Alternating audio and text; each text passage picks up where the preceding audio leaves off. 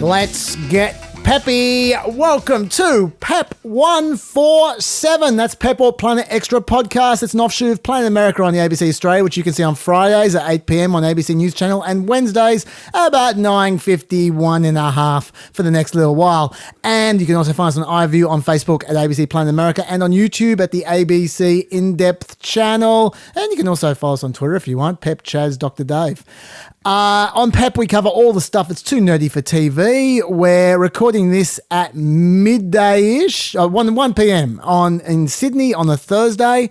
So this will probably be 36 hours old by the time it comes out. So bear that in mind for all the topics that we didn't get to. If you're listening, you can also see this podcast on Facebook and YouTube, where you'll see someone who once considered raising the stakes on inconsequential views, but then he changed his mind. It is Bill Wyman. Hello, Bill. Most excellent. How are you, Chaz? Thanks for having me back. It's a pleasure as always. For those who don't remember Bill, and I don't know how you couldn't forget him, he has of course written for The New Yorker, New York Magazine, The New York Times, and Columbia Journalism Review, and he's been recently teaching at the University of Sydney. Bill, why don't you tell us what you're grateful for? Oh boy, this year? Any time at all. Oh, that's interesting. Well, I'm very grateful to be here in Australia. Actually, I moved here four years ago now. Yeah. And it's feeling really great. We're settled in the Blue Mountains, so I'm very grateful to that. Very nice. Always grateful to have one's health, right? Yes. I'm grateful that America may not definitely be going down the toilet this year, may actually not. So there's that. Fair enough. Okay. Well, look, I am grateful for all of those things as well, but I'm going to throw in one more thing, which is a little bit different. It's John Fetterman. And I will tell you why. In particular, John Fetterman's actions recently, it made me a little bit warm inside. Let me describe. Tyler Bobbitt, that's Lauren Bobitt's 18-year-old son. Right. The other day, he made the news. It's a bit of a departure from where I started here, and especially about gratitude. It came out the other day, he was charged with 22 crimes, right? Including, none of these were big crimes, but there were a lot of them. There were 4 counts of criminal possession of a financial device, 4 counts of criminal possession of an ID, 3 counts of theft of under $300, 3 counts of contributing to the delinquency of a minor, 1 felony count. It just goes on. There's a whole bunch of minor stuff, right? Now, it just so happened that he also made a sex tape with one of the other suspects. Wow. As well. She was underage, I might add. He was 18. It's not like he was 35, but still, she was underage. And he also had a kid last year as well. So it's fair to say Tyler is a little bit troubled, right? Now, the reason he's relevant is, unfortunately for Tyler, all this news came out all on the same day. And it happened to be the day that Hunter Biden was testifying in front of the House committee in private, and a bunch of Republicans were jumping on board and sort of piling on, and Lauren Boebert was part of the crew, and she decided to add as her contribution to have a go at the Biden crime family. She tweeted out, "The Biden crime family will go down as the most corrupt political family in American history." She tweeted on the day that her son was charged with 22 charges. She herself has a bit of a record. Her husband or her ex-husband also has a bit of a record. It goes on. So there's a bit of irony going on there. And it's fair to say the irony of Lauren Boebert tweeting about someone else running a crime family was not lost on Twitter. They were awake to that one. Also fair to say that people pointed out that irony to her a lot and in many varied ways. Now, this is what I'm grateful for. What I'm grateful for is, while Lauren definitely deserved to have her face rubbed in it, her son didn't really deserve that. He wasn't the one who was tweeting about the Biden crime family. It was Lauren Boebert. And that's when John Fetterman jumped in. John Fetterman, who, as you know, is the closest thing to a Twitter troll in the Senate. He likes to troll himself. He's quite fond of that. He has 1 million followers and he uses them. And he wrote to his 1 million followers, "This is a family in crisis, and the recreational cruelty I see on social media needs to be out of bounds. I know the impact this has on children. I'm calling for restraint because cruelty is substantial collateral damage. We can't ever forget that they didn't sign up for this." Now, John Fetterman did not need to do that. He didn't need to say a word. He could just shut up if he wanted to. Or he could have just joined on the pylon. There were politicians joining on the pylon. Lots of people were. But he did intervene, and I thought that was the decent thing for him to do. Now, let me be clear here. Lauren Boebert was being a goose. She totally deserved it. No doubt about that. And comedically, it certainly worked. Politically, it was more than fair game. No, I'm not denying any of that. It's not like I've seen it offended by the way it was piling on, but I don't get offended much, unsurprisingly. But I did think to myself, that guy probably isn't having a great time of it at the moment. Like the guy who's the center of all this, Tyler. And and maybe Tyler's a douchebag. He may well be. I wouldn't be surprised if he was. But it's not his fault that his mum is a massive hypocrite. And those people were having a go at him because his mum was a massive hypocrite. Right.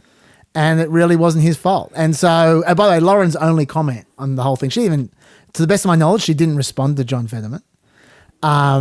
She might have done it privately.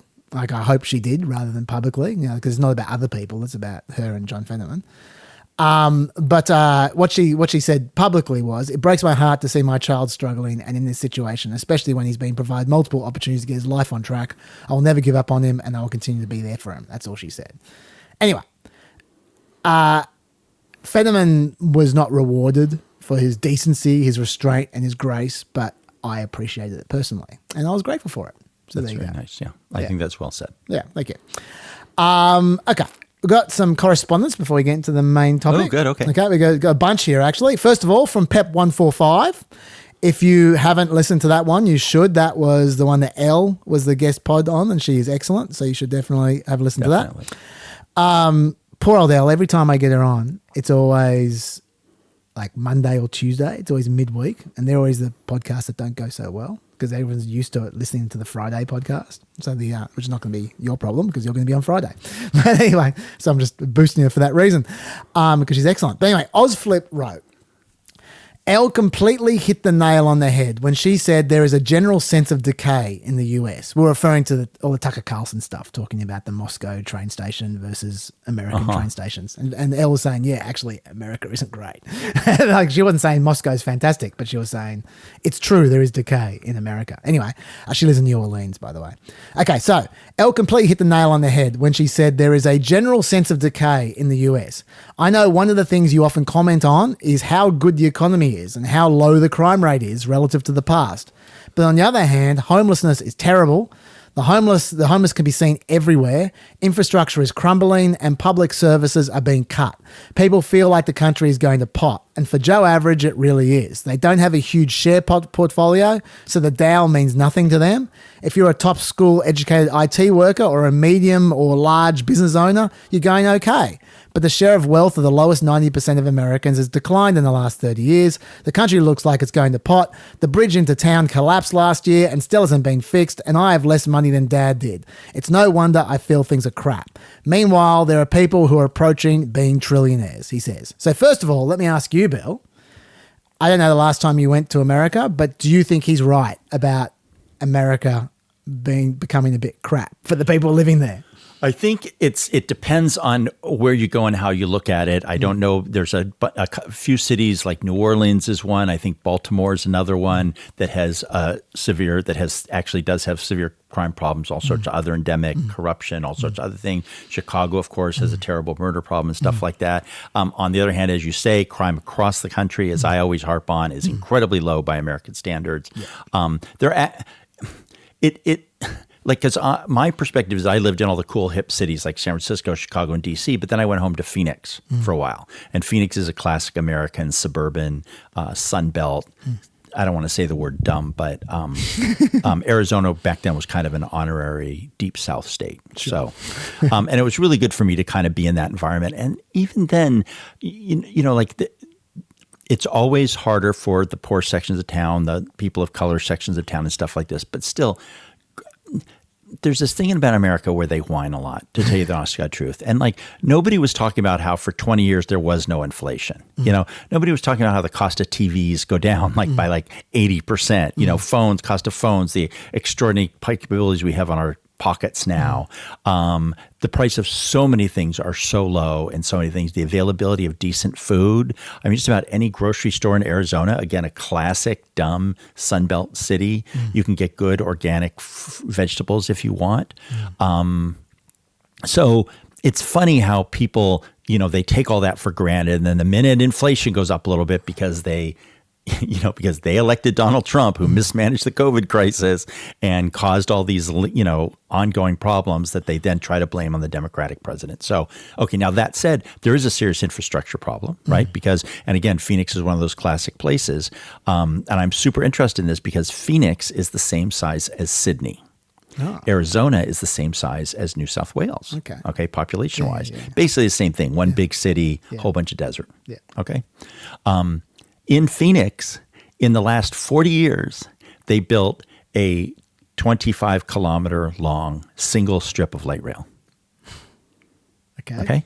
Okay. And so, of course, just since I moved here to Sydney, right, there have been metro lines opening, light rail lines opening. There's West Connects, there's North Connects. The new airport's under construction. They rebuilt the Opera House. There's a new football stadium. They redid the Art Gallery of New South Wales. They're going to redo Circular Quay. I mean, they're going to build 2 tunnels under the harbor right now. I mean, and there's about 8 subway mass transportation lines under construction. So by those standards, definitely true. America has not been keeping up infrastructure and stuff like that. And again, I blame that on the right because the right is against building those things. It's very pro-car. They don't like public transit. They like suburban sprawl.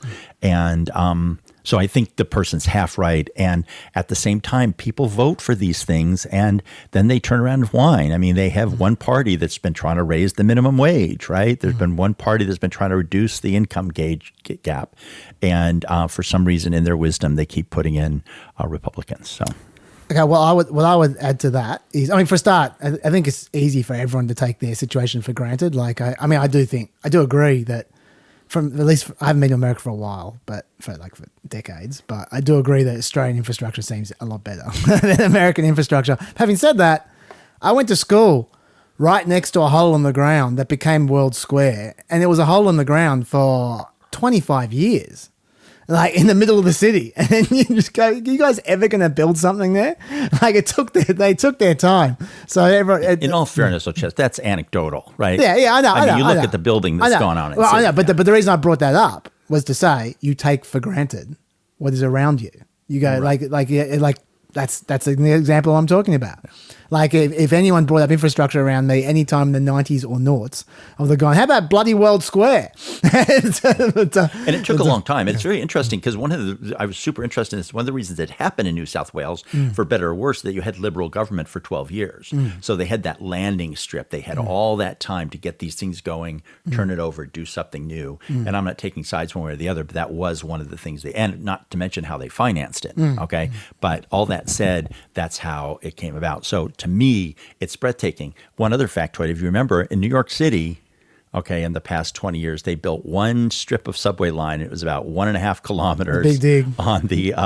On the Upper East Side. Okay, the Second Avenue subway. Yeah. Maybe they did a spur out to the Hudson River or whatever. There's a tiny one, but seriously, that's what they've done over the past 20 years is 1 kilometer stretch of subway. Yeah. And we all know, we've all seen what Sydney's done last year. So, but a few things I want to add as well, Ozflip. Number one, I understand why you're saying the things you're saying, but just, I can't help myself. Just in terms of stats, something which, this is kind of a lone fight I've been fighting for a while, that I'm into inequality. When I say into inequality, I don't like it. It's an issue that I'm interested in.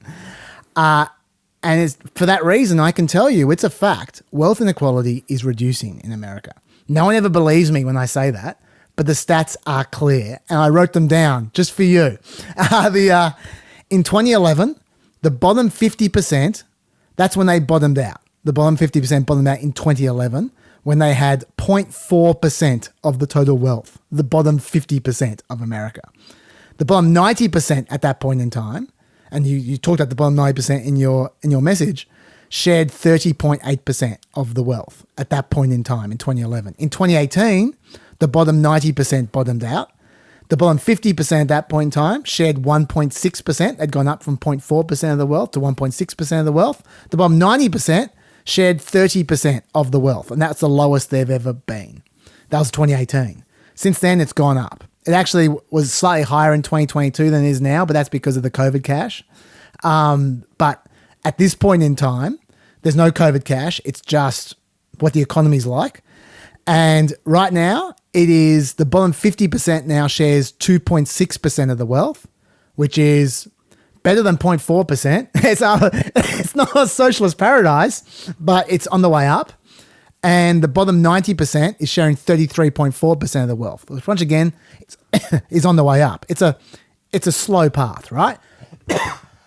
But essentially, from the 80s through to about 2010, wealth inequality and income inequality gradually became worse. Since about 2010, it's been improving. And now whether that continues to be the case, we'll see. Why that is, I'm not going to speculate, but it's just a fact. Wealth inequality and income inequality are improving, just so you know.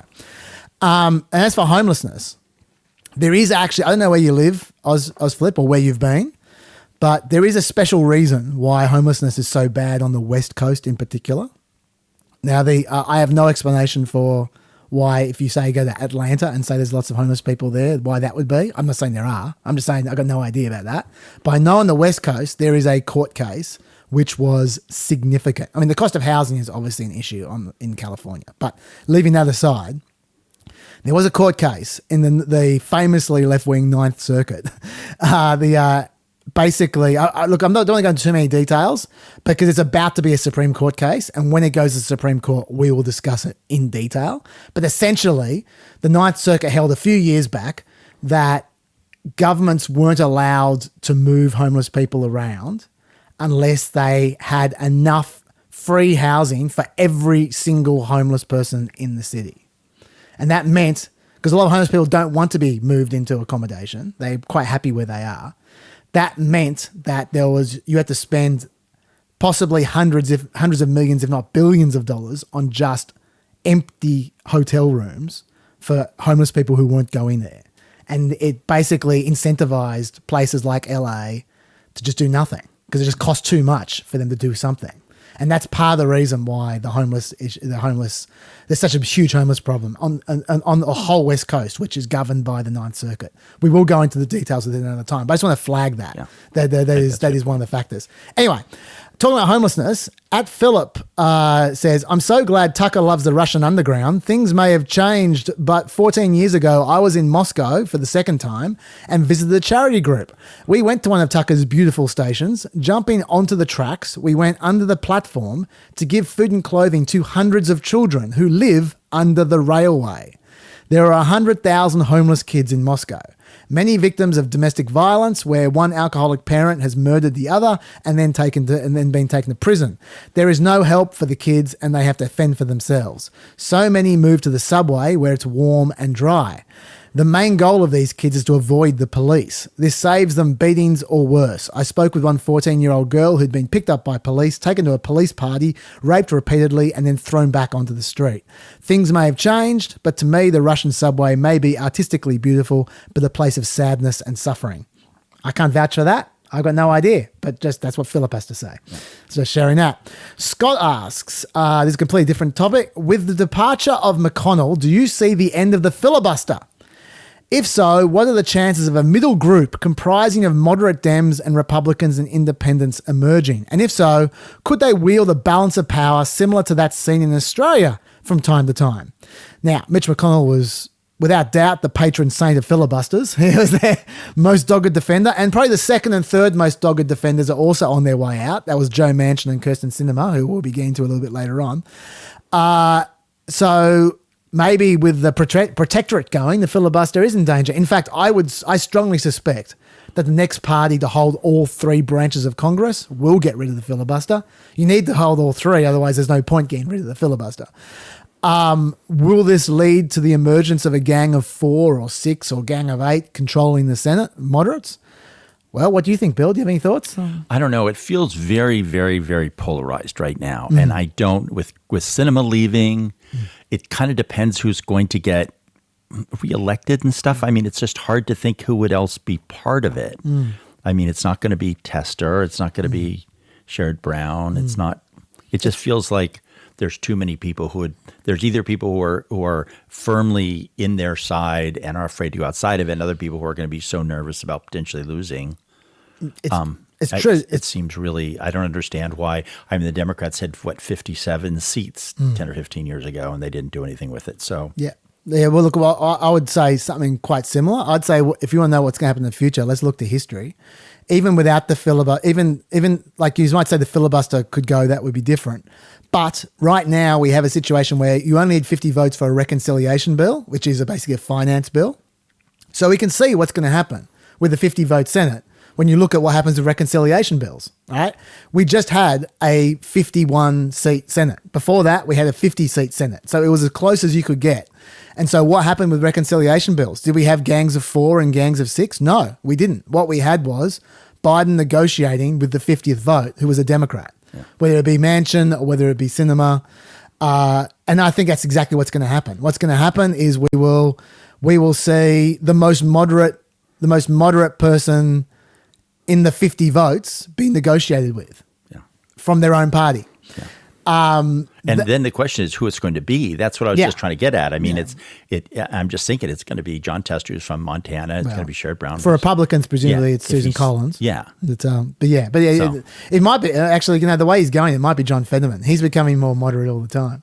But we will see. Look, there are people who aren't moderate but who like to negotiate as well. Like Chris Murphy is a liberal's liberal, but he was there negotiating in good faith on the immigration bill because he likes policy.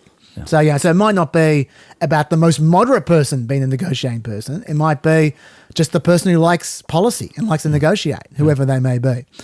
But I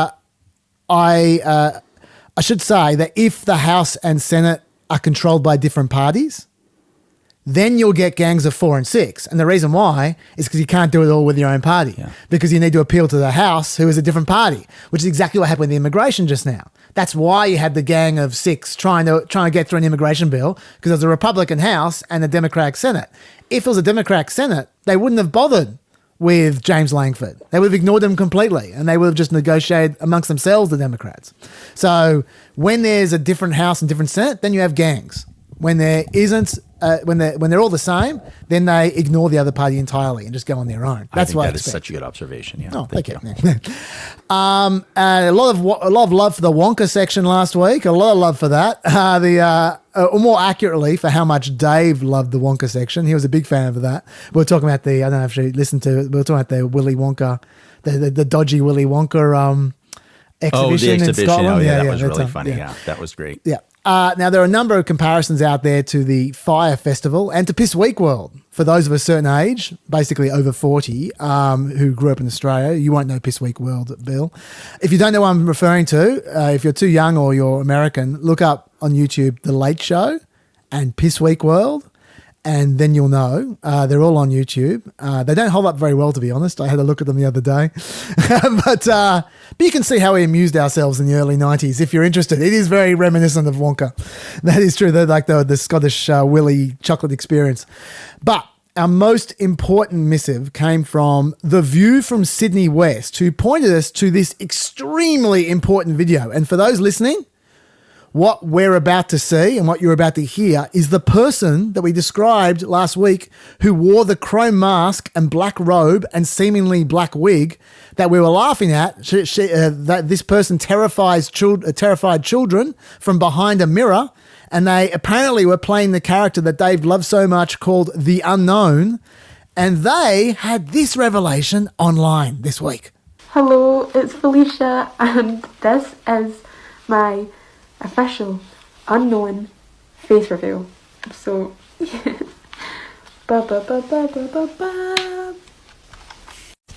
Hello, I'm Felicia. I'm 16 and I am the unknown. First of all, I am a ghetto. Sorry to disappoint. Second of all, this is actually my real hair. It is not a wig. So there we go. The unknown was a gorgeous young 16-year-old black Scottish woman and that's her real hair. I could not believe that was her real hair, that wasn't a wig. So astonishing scenes. Yeah, I love that story. It was really funny. And you saw the interviews with Oompa Loompa, right? Yes. Yeah. Yes. At the Oompa Loompa and also with Wonka, there were many, many interviews. But there was actually one other person. Oh my God. Facebook's doing double login. I can't get in there. Who on Facebook sent me a private message, which I wanted to read out, but I forgot to do. I'll read out next time. But he just made the point as well that while it was it was obviously funny for us to laugh at, this was a scam. And she said that we should probably just acknowledge that those people were getting really ripped off. And while we were having fun with how dodgy it all was, it was a lot of money for people to piss away. Yeah, it was kind of expensive, right? Yeah. It was $36 or $40 or something. Yeah, like pounds. That. So that's pounds, like $90. Yeah. For a lot of people, that's a lot of money. It sure is. Yeah, and so she said, it didn't necessarily not like she didn't have a sense of humor, but she said, you could have acknowledged that it was actually a scam. Fair enough. Which I think is a fair enough point. Yeah. But anyway, I had to approximate the email there. Sorry about that.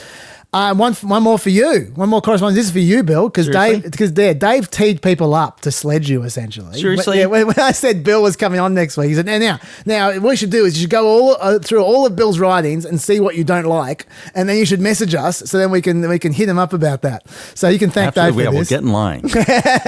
Anyway, this is from Cheers, who's got a bone to pick with you. About what? He says, the last time you came on, you described Queen as one of the most overrated bands of all time. Let me now quote, Cheers.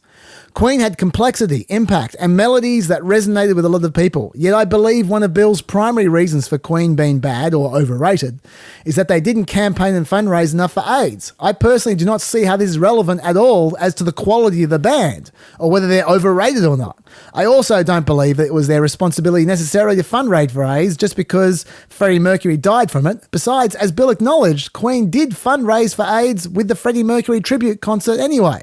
Surely Bill must have better reasoning for why Queen is overrated than this, Bill. Wow, thank you.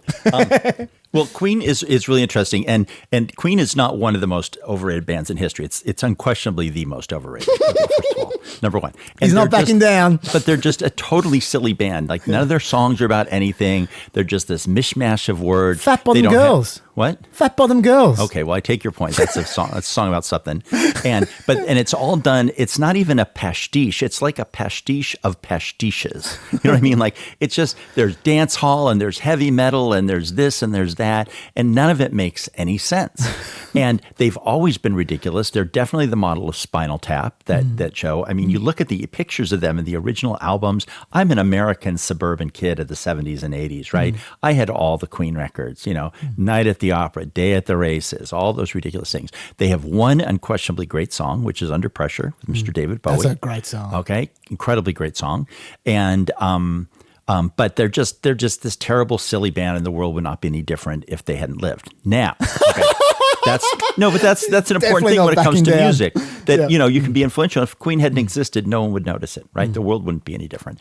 But secondly, so that's just them being overrated as a rock band, and also when you factor into how popular they are, because they're one of the two or three best-selling bands of all time. Okay, but secondly, the other thing is about how they are as people. Okay, and they're dinks. Okay. And the issue was specifically is that after Freddie Mercury died, they had this big memorial concert for him where every star in the universe came. And I don't know if you remember this, but in America, at least, it was on MTV all day, the memorial concert of Freddie Mercury. And if you looked at the fine print, it's in really fine print, it said AIDS. Okay. But no one in the show talked about AIDS. Okay. And I would remind you that at the time, people were dying in the streets. Okay. There were kids covered in lesions, disowned by their family, left to die in the gutter. Okay, they were shunned by their families, by their church, by their governments, by their friends, by their places they worked. Okay, it wasn't funny. And the president at the time refused to talk about AIDS. That's what Ronald Reagan did, is he never said the word AIDS. Okay. And so they had this big memorial show, and nobody talked about it because they were afraid to.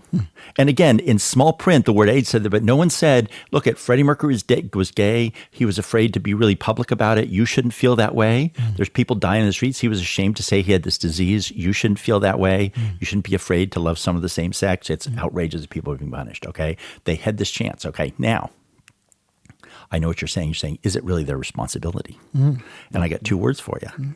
Hitler's Pope.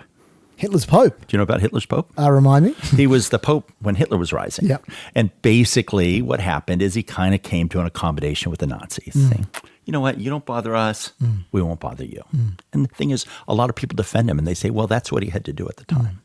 And I would say that when you're Pope, life is really good. You get to wear those cool clothes. You get to live in the Vatican. Get the mobile, the Pope mobile. Oh, come on. Yeah. Right? Actually, this was pre-Pope mobile probably, honestly.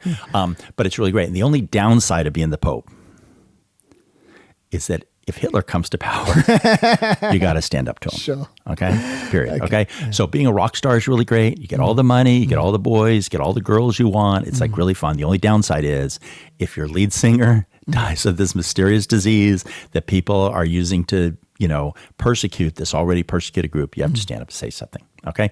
That's the first thing. Second thing, you guys probably don't remember it, but there was a UN boycott of South Africa. Yeah. And the what they called the what do they call them? I forget what they called. But basically, everyone was playing at these enclaves in South Africa for all the rich white people in this apartheid regime. Okay, so everyone got upset about this, and the UN passed this thing and said, look at, cultural people can't go to South Africa anymore. Okay, we're declaring a cultural boycott. There were a handful of famous bands that said, screw you, we're going to play South Africa anyway. Queen was one of those bands. Okay, and just be aware that, again, in this place where there were white people who were literally beating black people to death all the time and stopping them from any political power, and this was a band that said, hey, we're going to go there. And one of the members of Queen said something like, oh, we like going to new places. Okay. So that's the argument against Queen, is that A, they weren't a good rock band, and B, they weren't good people. Okay. Okay. Well, let's leave aside their personalities for a second. Let's focus on the first bit, because I think that's what Yeah Cheers wanted to hear more about, where you're saying the world would not be different if they never existed. I'm not going to argue with that. I some would say that I think it's fair to say that Bohemian Rhapsody is one of the more iconic songs in rock history. Certainly, it's a novelty song. Like people refer to the Bohemian Rhapsody of X. So it's very much found its way into the culture. But I kind of take your point. But isn't that kind of a high bar to try to meet? I mean, if there would be a handful of bands that you would say they changed the world. There aren't that many. Certainly in the mid '70s, there weren't that many. When the competition at that point in time was like the Bee Gees and 10cc, you're just Queen. I think they held up pretty well compared to what else was around at the time, didn't they? I don't know. I mean, you had Bruce Springsteen, you had the Ramones, you had the Sex Pistols, Tom Petty. I mean, there were people. And basically what I'm getting at is they're basically a novelty pop band. They played it being a rock band. They played it doing this operatic kind of prog rock. They played it like this kind of sillier, more novelty songs, like another one, Bites the Dust and stuff like this. And they played it all these different genres, and he had that ridiculous voice, and he did all these ridiculous things with it. But they're just a silly band, and they're silly looking. I mean, what's Brian May with his Louis Couture's hairstyle and his gentleman's PhD? Sure. You've heard of a gentleman's C? Yeah. Okay. Sure. I think he has a gentleman's PhD. Sure. That's all I'm saying. Fair enough. Okay. Look, I don't want to take up too much of the podcast on Queen, but I will. All I'll say, just because I can just hear Yeah Cheers noting this on the other side of this camera, so I'll just say it, just as it's said, is that, to be fair to Queen, if you're going to call them a novelty band and then compare them unfavorably to the Sex Pistols, I think it's fair to say the Sex Pistols were more of a novelty band than Queen were. Really? Well, the Sex Pistols, the whole thing was just shtick of them playing as badly as they possibly could. The Sex Pistols changed it. The Sex Pistols were beat up on the street. Yeah. Do you know what that's like? I mean, they were literally artists, and guys would grab them on the street and cut them with knives. Okay, well, they're brave guys. They were saying no to the establishment. They come from this incredible tradition of radical, Dadaism and all that kind of stuff. And Malcolm McLaren was this crazy genius, and Johnny Rock, and he picked them up off the street. Yeah, he picked 4 burglars off the street. I'm not saying it's not a good story. And they changed the world. Oh, okay, all right. And we'll talk about that later, Nirvana. I mean, we will get to that. Okay. Bill's World of Entertainment is coming. But let's get into the main topics. Okay. Now, let's start with a section I'm calling The Departed. There was obviously a big departure yesterday that we should get right into, Bill. The one that, well, like the Sex Pistols maybe, changes everything. Which of course I'm referring to Kyrsten Sinema. No. Nikki Haley. Let's try Nikki Haley. Yeah. We'll get to Kyrsten Sinema. What are your thoughts about Nikki Haley? I guess it's one of those things. Someone wrote a book called Everything Trump Touches Dies. And I think it's such a sad story. I mean, I don't like her. She's far too right wing, and she is a there's just all sorts of stuff in her political history. But anyway, she served in this government of the worst president of modern times, and then left, and then put herself in this position of running against him, but not running against him, and criticizing him, but not criticizing him. And she was caught up in this party that has caught itself in the throes of hypocrisy and vulgarity and horrible positions, and she could never get herself out of it. And, she's a flip-flopper. She doesn't have a soul. She doesn't have a spine. It's hard to believe even 20 years ago you could have someone saying, what caused the Civil War? And she was utterly unable to just kind of acknowledge this thing. And she comes from this weird Fox Southern world where she just can't say that. And boy, when those people come out in public, they look really, really bad. I don't think she's going to be a replacement for Trump if for some reason he drops off the ballot. I think it'll be DeSantis. I don't see how she can be a credible candidate in 2028. And I don't understand what she was doing. She's not a principled person. She's no Chris Christie. And the Trump people now hate her. It's just, I don't understand. I literally don't understand it. For a start, I'm glad you raised the slavery thing, because I forgot that completely. That was such a bad moment. That was definitely, I think, her worst moment in this campaign. Just how her attempt to suck up to her own fan base completely undersold her fan base. Like at the time when that happened, she was criticized just as much by Republicans as Democrats, going, you can say the word slavery. It's okay. All she has to say, look what the South has happened. I'm an Indian woman, and here I am, the governor of the state that first seceded from this union or whatever. She could just totally just say, I'm a living example of the new South. How dare you criticize it? You guys are working on this 170-year-old issue, and it's really sad. But but even that aside, I agree with you on that. But even that aside, when someone asks you what was the Civil War fought over, it's really easy just to say slavery. That's not going to offend anyone. And the fact that she thought it might offend people, and she was scared to offend the people who she thought that might offend, said bad things for her at that point in time. I do agree with that. Well, what I would say is that I'd say that I think she did a lot better than I expected her to do. Like, if you asked me a year ago, how is Nikki Haley going to go, I would say she's going to be out next to Mike Pence. Like after the first debate, she'll be in the Eric Swalwell zone. Like that's what I was thinking, and I definitely didn't think she'd be the last person standing, like behind Trump, and the last person standing with 20-30% of the vote. I definitely did not expect that. I think that, with the exception of the slavery and a moment and a couple of other moments, I think she has struck. It's a tough balance for someone to strike, to be critical of Trump while at the same time not alienating potential Republican support.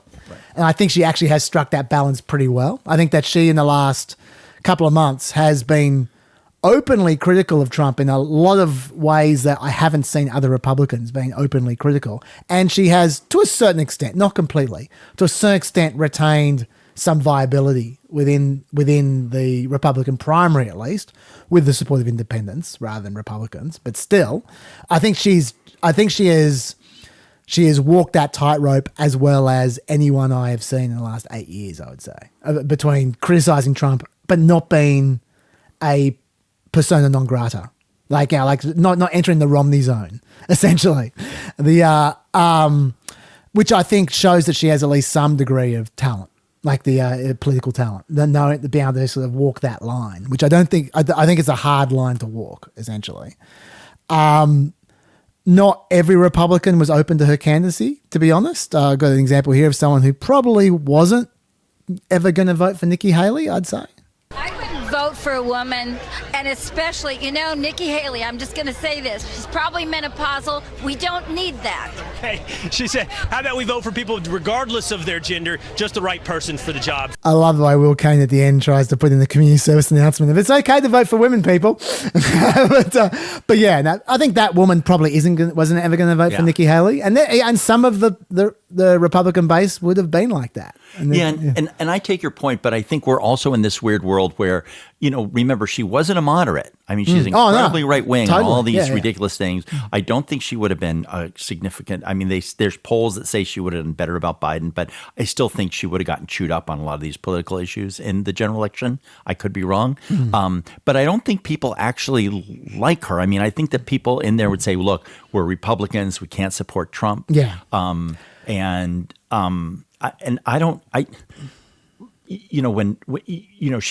would she get? She get 20 to 30% of the vote in some states. So a huge section of the Republican primary vote doesn't like her, and she did criticize Trump. They're never going to support her. Yeah. And then the other side is going to say, you never actually did go all the way, and separate yourself from him. Look, I think you make an excellent point, which is that we shouldn't confuse people voting for Nikki Haley as supporters of Nikki Haley. Yeah, no, seriously. Yeah. To some extent, yes. Yeah. I mean, some I'm of them, sure she has 10%. Some of them certainly, but she definitely benefited from being the only other option other than Trump in a primary where a number of Republicans and independents and Democrats, don't forget, some of them were Democrats, did not want to vote for Donald Trump. So there is that.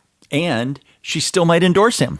She might. Well, actually, I'm going to talk about that. That's the next thing let's talk about. Because in her speech, I don't know if you saw her speech. It went for 3.5 minutes. It was a very short speech. Yeah. It's in her speech, she made, well, she drew a line as such. We'll see if she crosses that line herself in the next little while. But I want to play you the relevant section. This is about half her speech. And then we'll talk about this, about the line that she was trying to walk. I sought the honor of being your president. But in our great country, being a private citizen is privilege enough in itself. And that's a privilege I very much look forward to enjoying. In all likelihood, Donald Trump will be the Republican nominee when our party convention meets in July. I congratulate him and wish him well. I wish anyone well who would be America's president. Our country is too precious to let our differences divide us.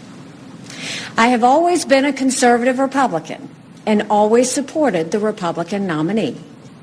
But on this question, as she did on so many others, Margaret Thatcher provided some good advice when she said, quote, "Never just follow the crowd. Always make up your own mind." It is now up to Donald Trump to earn the votes of those in our party and beyond it who did not support him. And I hope he does that. At its best, politics is about bringing people into your cause, not turning them away. And our conservative cause badly needs more people. This is now his time for choosing. For those who just watched this clip or listened to this clip, you wouldn't have seen Bill shaking his head ruefully when Nikki Haley brought up Margaret Thatcher as the person who always gets things right. So I can't imagine what you were thinking then, Bill. But you can see the line she was drawing, which is she was trying to be not bitter. She was trying to be classy and sort of and graceful about it, but at the same time not endorsing Trump. Like at the same time saying, you know what, you need to earn our vote.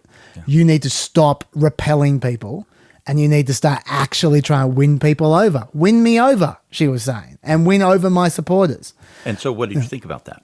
Well, I think that is, I'll be interested to see if she can maintain that, because Ted Cruz tried the same thing. And before long, he was sniffing at Donald Trump's heels and doing phone banking for him, and looking kind of pathetic. And he hasn't recovered since. I actually think it's really important for the Republican Party that she does stay like this, and I hope she does. And look, I don't even mind if she says that she's going to vote for him. Like, she's a Republican. That's not a surprise, right? Like I think it's okay for her to give a convention speech and say, I am going to be I think we should vote for Donald Trump because Biden is so bad, and then give a speech that's basically anti-Biden. Like, I got no problems if she does that. Like, as a Republican, that's what you expect, right? But I think what she needs to do is to not give up her dignity. What she needs to do is not become a fanboy or fangirl. She needs to not become Marco Rubio and Ted Cruz and start, yes sir, no sir, sucking up to Donald Trump. And the reason why I think that's critical is I'm actually just going to rip a point off from Jonah Goldberg in the Dispatch from a few weeks back, which resonated with me. I thought this is actually a really good point. Which was, he made the point that normally there are factions in any party. All right, different kinds of factions, usually 2 or 3 factions, major factions. And when one faction gets the nomination, everyone gets behind that faction for the purposes of that election, right? And if they win, then that faction has the dominance for that presidency, right? Yeah. But when they lose, people blame the faction and they blame that person, and then that person and that faction becomes the loser faction for a while. And another faction takes prominence in that party, and they have the go the next time around. Okay. That's how usually it works. Okay. But Donald Trump short-circuited that in 2020 by refusing to accept that he lost, and the Republican Party allowed him to get away with that. And for that reason, his faction didn't take their seat in the loser chair because he was the rightful winner as far as they were concerned. And they were happy to indulge the fiction that he should have been there the whole time, and he was ultimately successful, and he was only stolen, and the prize was stolen from him, not that he lost it. Yeah. And that is really unhealthy for a party because that didn't allow the natural turnover and evolution to occur that should occur at the end of a losing performance. And that was the point he made a few weeks ago. Now I feel like, and that's the reason why now he's acting like an incumbent and has all the advantages of an incumbent for that reason. So I think cut to today, and I think that Nikki Haley, she is, at the moment, she is showing another way. She is from the other faction. She's holding her own. Her polling is considerably better than Donald Trump's polling. You can put it down to whatever you like, but it's just a fact. Oh, against Biden. Yeah, against Biden. Of course, like 5 points better than Trump against Biden, right? Like, you might think it wouldn't have held up on election day. We'll never know. Right. But she could make a strong argument that we were on the brink of an absolute devastation of the Democratic Party, and our party turned its back on that to take a risk with Donald Trump. Now, if that pays off and he becomes president again, fine. Yeah. You get your turn again. But if he loses, it's really, really important for the Republican Party to not go on that ride again. Yeah. And for them to not allow him to write off the other faction and pretend it doesn't exist and that he was the rightful winner and all the rest of it. She needs to stand her ground, and she needs to be there afterwards and say, hey, look, our risk didn't pay off, did it?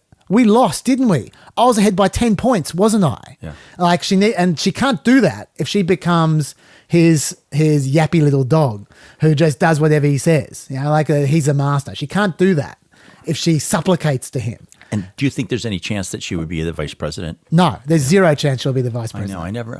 I can't figure that out because it could be that Trump could get really, really worried and try to pull something like that. And then we'd have 6 months of people saying to her, well, tell me about the Trump deficit again and stuff like this. And then she'd have to go lapdog. Yeah. Well, if she was vice president, she would have to be lapdog.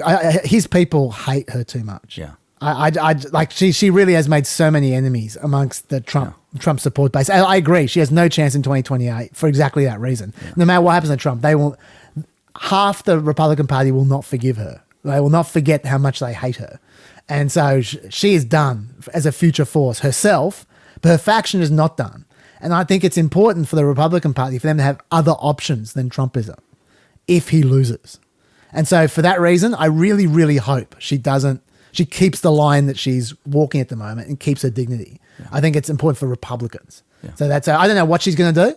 She has shown in the past to be a massive flip-flopper, as you said. At times, she seems really convincing and then completely flip-flops. So we'll see. Yeah, okay. I don't know, but I hope she doesn't. That's all I'll say on that. And I don't think she has much future for that, for the reasons I've just said. Anything else to say about Nikki Haley before we move on? Nope. Okay, let's go to the other departed, the Kyrsten Sinema. Now, I know she's a favorite daughter of Arizona, so you're going to have a lot to say about that. I will let you take this away, Bill, but I want to give you some mood music. I like mood music. Okay. So something poignant, like End of the Road by Boyz II Men. But I don't want to get a copyright strike, so I'm going to use someone singing End of the Road with karaoke. Okay. And I'll just start playing it underneath you now. Go for it, Bill. Tell us about Kyrsten Sinema. Okay, so Kyrsten Sinema, as you know, she was elected 6 years ago, narrowly won. It was really important in the evolution of Arizona because she was the first Democratic senator from the state in 15 or 20 years. Yes. Even the one before her had been very, very what you call Reagan Democrats. And then, of course, since then, Mark Kelly has become a senator as well. So Arizona now has 2 Democratic senators. One of the things, she's a very quirky, weird person. She grew up under weird circumstances. Her family was homeless. She pulled herself up by her bootstraps. She got a PhD. She's a marathoner. Very, very quirky person. She described herself as a bisexual. She was a Green Party person. Seemed like a real interesting left Democrat in Arizona. Everyone, though, in Arizona, people would say, wow, she has some political smarts. And yes, indeed, she ultimately becomes senator. And then she actually nearly dodged a bullet. If you'll recall, the Washington Post actually did a story back when this really mattered about how weird she was and some of the inconsistencies in her history and stuff like that. And that really could have led to her being branded as kind of kooky, right? And she dressed weird and stuff like this. However, what she decided to do is go completely iconoclastic, described herself as a moderate, screwed over the Democrats on a couple of key bills, and tried to put herself in the middle as a negotiator between the two parties. But what she did is she alienated the Democrats thoroughly. And plus she did, obviously she got a lot of money from Big Pharma and stuff like that and got herself into a politically untenable position. She left the Democratic Party, declared herself an independent, said she was going to run again. Looked like there was going to be a 3-way race because the Democrats, which I'll get to in a sec, have a new candidate lined up. And but then ultimately seeing all the polls in which she was going to come on third, she decided to depart. I expect what she's going to do is move to D.C. and become a lobbyist. That's what everyone expects, I think. Okay. Yes.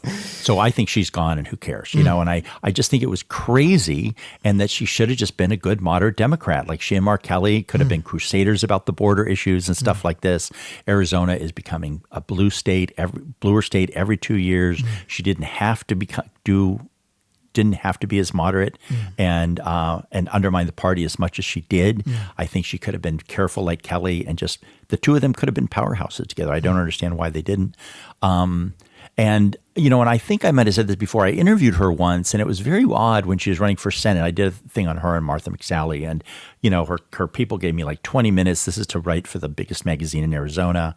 They just didn't care. And she didn't say much, and she's very, very focused. But I think there's kind of a screw loose. I really do. I don't understand why. I mean, she could be a permanent senator there. All she had to do was just mind her party a little bit and just ride the wave of the changes in the state. So, and let's just move on, because the person who's going to become senator is named Ruben Gallego. He's going to run against Kari Lake. Kari Lake is a crazy MAGA person who was a longtime TV broadcaster in Arizona, which gives you a beam into people's households for a long time. She narrowly lost the governorship 2 years ago. And I maintain if she had won that, if she'd just gotten that 2 or 3% more of the vote. I think 1% more. Oh, 1%, yeah. And she'd won that race, I would have called her the favorite to be Trump's vice president.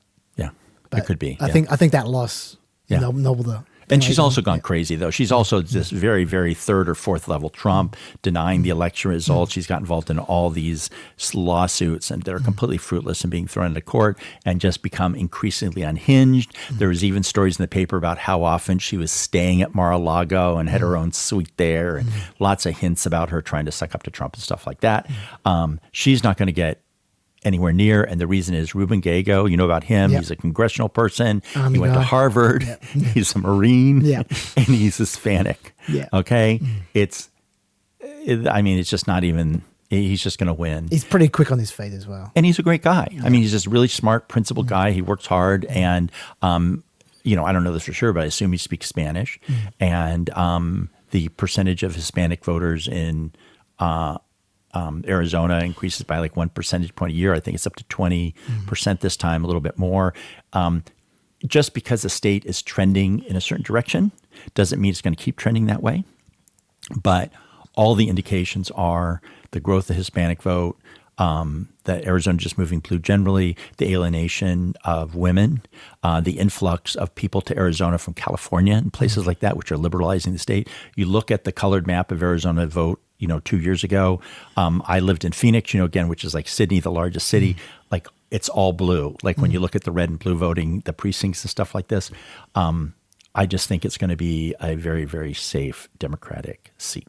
All I would say about that is that the Democrats hope you're right, because Biden is really not doing well in Arizona. Right. Really not doing well. And as we know, Senate seats are becoming less and less split tickety from the presidential race. Like whatever the presidential percentage vote is, the Senate votes are getting closer and closer to that vote over time. So, I mean, let's say, I'm just making this up. This is not based on any polling. Let's say Gallego has a 5-point advantage over Biden. If Biden loses by 6, then Gallego still loses by 1. So, and I think there's a chance that Biden could lose Arizona by 6. I think the way this election is looking at the moment, to me, Arizona and Georgia are really not looking good for Biden. His best chance of winning the presidency again is through the Rust Belt, through Michigan, Pennsylvania, and Wisconsin, essentially. And I'm not making a big deal about this, but I'll bet you 50 cents that he'll take Arizona. Well, so if you're right, Arizona better than I do. Yeah. If you're right about Arizona just becoming so blue it doesn't matter, then that would be good news for the Biden campaign. Yeah, and just because you just look, my whole issue about the polls is that Trump basically has the same vote. It's always like at 46%. Okay, and you just don't feel like he has an upside to that. And again, I can't argue with the polls. They're taking all these polls, and he's ahead in Georgia and Arizona and things like this, but. It's one of those things like, who are you going to believe? The polls are your own eyes. You see this Hispanic vote growing and growing, and maybe it's not even as pro-Democrat as it used to be, but it's still 60%. It's still almost 2-1. So every 3 new Hispanic votes, 1 extra one is going to go to the Democrats. You have this alienation of women. You have this huge suburban female population in Maricopa County and Tucson. You have these big colleges there, which are very influential. And I just know this from just talking to friends and still owning a house in Arizona and stuff like this. This huge influx of people from California. Housing prices in Arizona are just crazy, and everyone just says it. And all those people from California are not traditional Arizonans. They're not people like these libertarians. Like my parents came from the East. They were what you call Rust Belt refugees. They're the people who settled in Texas, Florida, Arizona, right, in the 50s and 60s. These aren't those people. Yeah. These are tech people who don't have to work from home, and for the same price that you can buy a 1-bedroom bungalow in Los Angeles, you can get a 5-bedroom house on an acre in Phoenix, okay? Sure. And none of those people are going to vote for Trump. So that's what I think that's the construct that's there. And I'm not saying the polls are wrong. I'm just saying I understand. It's hard to see that not happen. No, this is good. This is why I like having you on, because you provide... I could be wrong. No, well, look, I'm almost certainly wrong. I'm almost certainly always wrong. Always wrong. I want to get back to Kyrsten Sinema for a second, though. She gave one of her... This is a great microcosm of the problem with Kyrsten Sinema. She gave this typically self-righteous, self-absorbed concession speech online. I'm not sure if you saw it. I'm going to play a key part of it, and then I want to ask you about if her theory is correct. Okay, so let's listen to what Kyrsten Sinema has to say about why she gave up on running. Through listening, understanding, and compromise, we delivered tangible results that make America safer, stronger, and more prosperous. Yet, despite modernizing our infrastructure, ensuring clean water, delivering good jobs and safer communities, Americans still choose to retreat farther to their partisan corners. These solutions are considered failures, either because they're too much or not nearly enough. It's all or nothing. The outcome, less important than beating the other guy. The only political victories that matter these days are symbolic. Attacking your opponents on cable news or social media. Compromise is a dirty word. We've arrived at that crossroad, and we chose anger and division. I believe in my approach, but it's not what America wants right now. I love Arizona, and I am so proud of what we've delivered.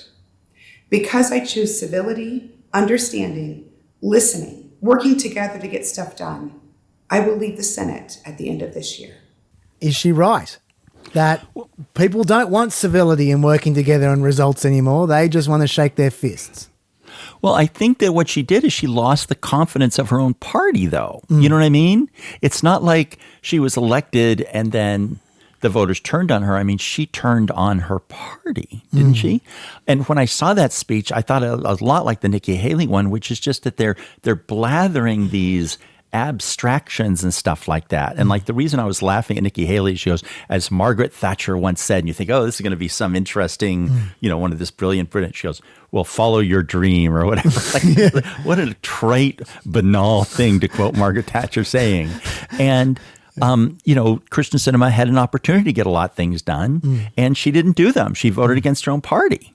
And I hate to be, being a journalist, I can honestly, as I've often said on here, I ascribe to the people who do South Park, those two guys, Trey Parker and whatever his name was. And and they were speaking at a big Norman Lear liberal fundraiser, Democratic fundraiser in Los Angeles once. And they were talking about how much they don't like conservatives, and everyone was cheering. And then there was a pause and they said, but we really fucking hate liberals, meaning Democrats. And so that's my political position. But in this world that we're living in now, where we have someone who fomented an insurrection against the United States, cozying up to Russia, undermining NATO, and is just a disgusting liar, bad person who foments hate. This thing where she's saying, oh, I'm just working across the aisle. Like, they're not working across the aisle. She's abetting, people who are really working, I hate to say it, but undermining America. And and that's what Mitch McConnell does, and that's fine. And Nikki Haley can do that. But I see why the Democrats are saying, no, we don't want you. But the good news is that they're going to have a really great candidate. I was going to say that presumably what she would say to that is she would say, well, those people that you don't like are the people on the other side of the aisle. If I'm compromising, I have to compromise with someone. They're the people. But she didn't have to compromise. Done. Well, she was like, that's the point. I mean, she was a vote. They won. I mean, wow. Yeah. I mean, for reconciliation bills, they had enough. That's true. That's true. Well, can I just mention one other thing about Wonka? I actually think the other thing about him is that I think he'll help Biden in Arizona. I mean, I don't know. He might be one of those people who says, oh, don't come to Arizona. No, I'm sure Arizona's going to be a Biden and I don't see why he's not going to be, propping him up. Yeah, I'm sure he will be because I think he's a charismatic candidate. I think he's a good campaigner. He's Hispanic. Yeah, absolutely. Yeah, I think he will be. But it's like gravity. The two forces, they interact with each other. He'll be propping Biden up, but Biden will be pulling him down at the same time. So where that ends, we'll see. I was just going to say though that I've got a slightly different view from you on this, in that I don't have such an issue about. I mean, I am a bipartisan kind of a person, I've got no problems with Kyrsten Sinema trying to work across the aisle, like even if it's unnecessary. In the case of the 51 votes in a 50-vote reconciliation bill, but I just think the way she characterizes herself is not true. I think that I don't think she is all about civility and reconciliation and decency, and she's an antagonist. Probably the most famous thing about her is when she voted against the minimum wage bill and she aped John McCain putting his thumb down to save healthcare free healthcare in America, to the extent that it is free. She aped that by doing a thumbs down to a minimum wage increase with a cute little curtsy as well. She was flouncing is the word you're looking for. Yes, I'll show you guys the video. That is a flounce. Bill is right. As a 100% flounce. And she was rubbing it in their face. She was trolling her support base there. She easily, look, a minimum wage increase is a no-brainer for a compromiser. For a middle of the road kind of person, you should support the minimum wage increase anyway, especially given that was one of the things that she ran strongest for in her early days. In 2014, 2016, she ran very hard for a minimum wage increase. And then when she actually got into a position to institute a minimum wage increase, she voted against it. So that was a betrayal for a start. But even without that, she didn't have to rub it in their face. That's not civility. That's not moderation. Yeah, I totally agree. Yeah, and she had moments like that. She had a lot of moments like that where she got airs. She got ahead of herself. And I think that is part of the problem. If you want to be Miss Moderate, you need to act like it. And I don't think she did. That's the first thing. The second thing is, by the way, I'm going to give her, well, it's not credit, but I'm going to give her a concession in another respect before I move on, which is, I do think that's not the main reason people hated her. I think the main reason people hated her is because she stood between them and getting rid of the filibuster. Her and Manchin both refused to budge on the filibuster. I reckon the Democrats would have gotten rid of the filibuster in the first 2 years of Biden if those two hadn't existed. Okay. Yes, there were other Democrats who kind of liked the filibuster, but they weren't going to publicly stand against it. It was Kyrsten Sinema and Joe Manchin that publicly stood against it. Right. I think that's true. But again, I've been to Arizona for several years, but my sense is that that Arizona is one of those states where politics don't really penetrate. I don't think most people in Arizona hardly even know who the senators are, but I think the minimum wage thing would have penetrated about much more in the 99% of people in Arizona don't know what the filibuster is. Sure, I'm just talking Democratic activists. Yeah, definitely. I'm not talking about the average voter, but yeah, and the Democratic activists I think really started to hate her and Manchin with the filibuster, and I'll defend them on that. Me personally, I think they should get rid of the filibuster. I think the filibuster does not serve any useful purpose. It's silly. Yeah, and I think they will get rid of it. And I think America will be better off for that. They'll get more done. Both conservatives and liberals will get more done as a result of getting rid of the filibuster. But having said that, even though I disagreed with her on that, I think that was a reasonable position for her to take. I don't begrudge that. Though she wasn't, the people who like the filibuster, though, traditionally are the elder lions of the Senate who say, it's part of the thing. She has none of that context. I can't even tell you why she voted against it. But that's who she aspires to be. She sees herself as this great negotiator. Yeah. So she aspires to be a young lion, right? Yeah. So I get that. And I get, as with her persona, I get why she was trying to defend the filibuster, even though I disagreed with her. Yeah. I'm not going to attack her on that. What I will attack her on is the policy issues that she chose to be a hard ass on. They weren't actual compromising, negotiating kinds of things. They were just corporate, and they were often things where both sides disagreed with her. And like, for instance, the carried interest loophole, where private equity and hedge fund guys get to declare their income as being a certain kind of special income that gets taxed less. Yeah. No one likes that except for the finance guys. They're the only guys who like that. The Democrats were going to get rid of that. She stopped them getting rid of that. She was the vote that stopped them getting rid of that. That's not because she's reaching across the aisle. That's because she wants donations. That's because she wants to become a lobbyist. That's because she's feathering her nest. That's the kind of thing that really pisses people off. Yeah. And when she acts all high and mighty about, I'm just trying to create civility and reaching across the aisle, and then that's what she draws lines on, that gets people's back up. Another thing, which no one who cares about reaching across the aisle and being moderate would ever stand against, is cheaper drug prices, like cheaper Medicare prices. No one would, that polls at like 90%. No one would ever stand against that unless they're trying to appeal to donors or to finance people. She stood against it. They got that up in spite of her, not because of her. Like, the whole time she was fighting that. And that's another thing which people go, why are you fighting that of all things? So I think that is her legacy. The fact that she, while supposedly being a negotiator, kept on negotiating and fighting over things that no one cares about except for corporations that finance her. And I think that's one of the reasons why even the moderates, I think, would have gotten the shits with her a bit, because she wasn't one of them. She was pretending to be one of them. Yeah, I would say she was a bad senator in both senses of the word. Yeah, fair enough.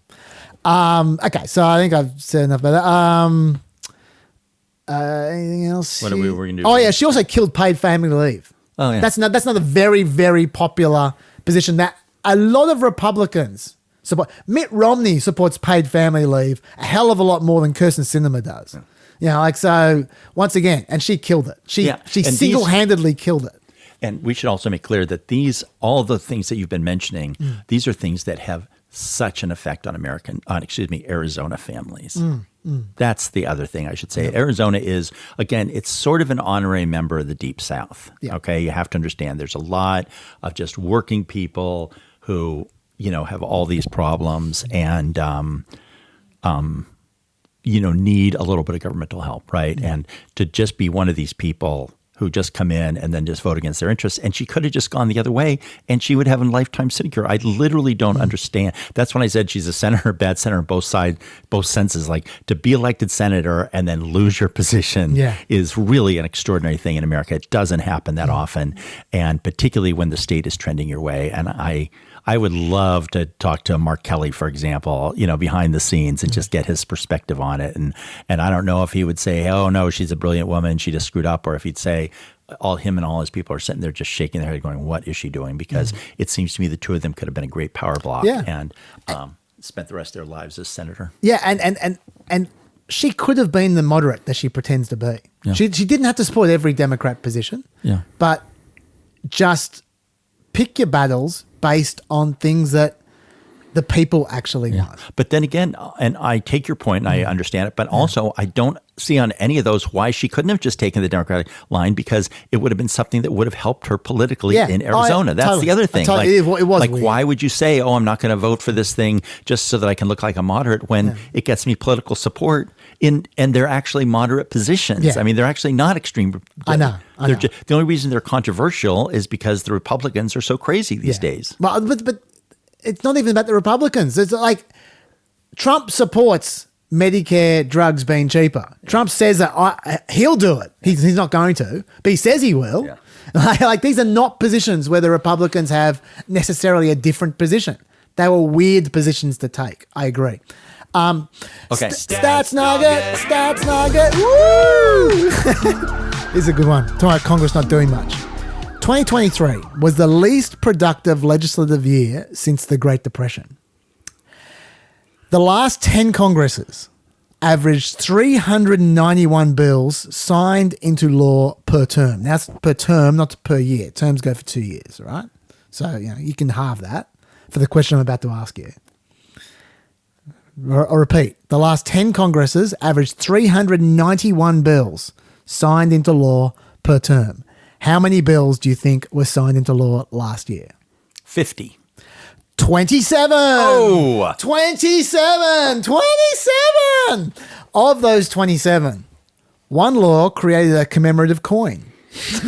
2 renamed medical centers. So they weren't all big laws either. In 1948, some of the Peppers might recall that Harry Truman famously ran against what he called the Do-Nothing Congress. That's what he called it, the Do-Nothing Congress. Do you know how many bills they passed in 1948, the Do-Nothing Congress? 511. 27 bills in 2023. Just to be clear, it's not that they didn't have the ability to pass a bill for some reason or another. Like, they took a lot of votes.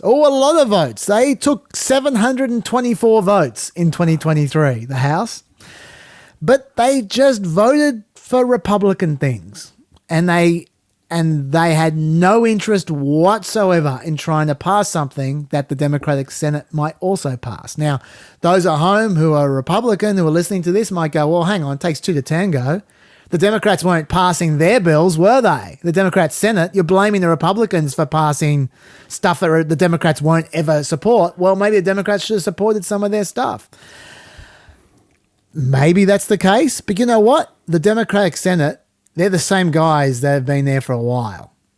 It was the thing that changed in 2023 was the Kevin McCarthy / Michael Johnson house. That's what changed. Yeah.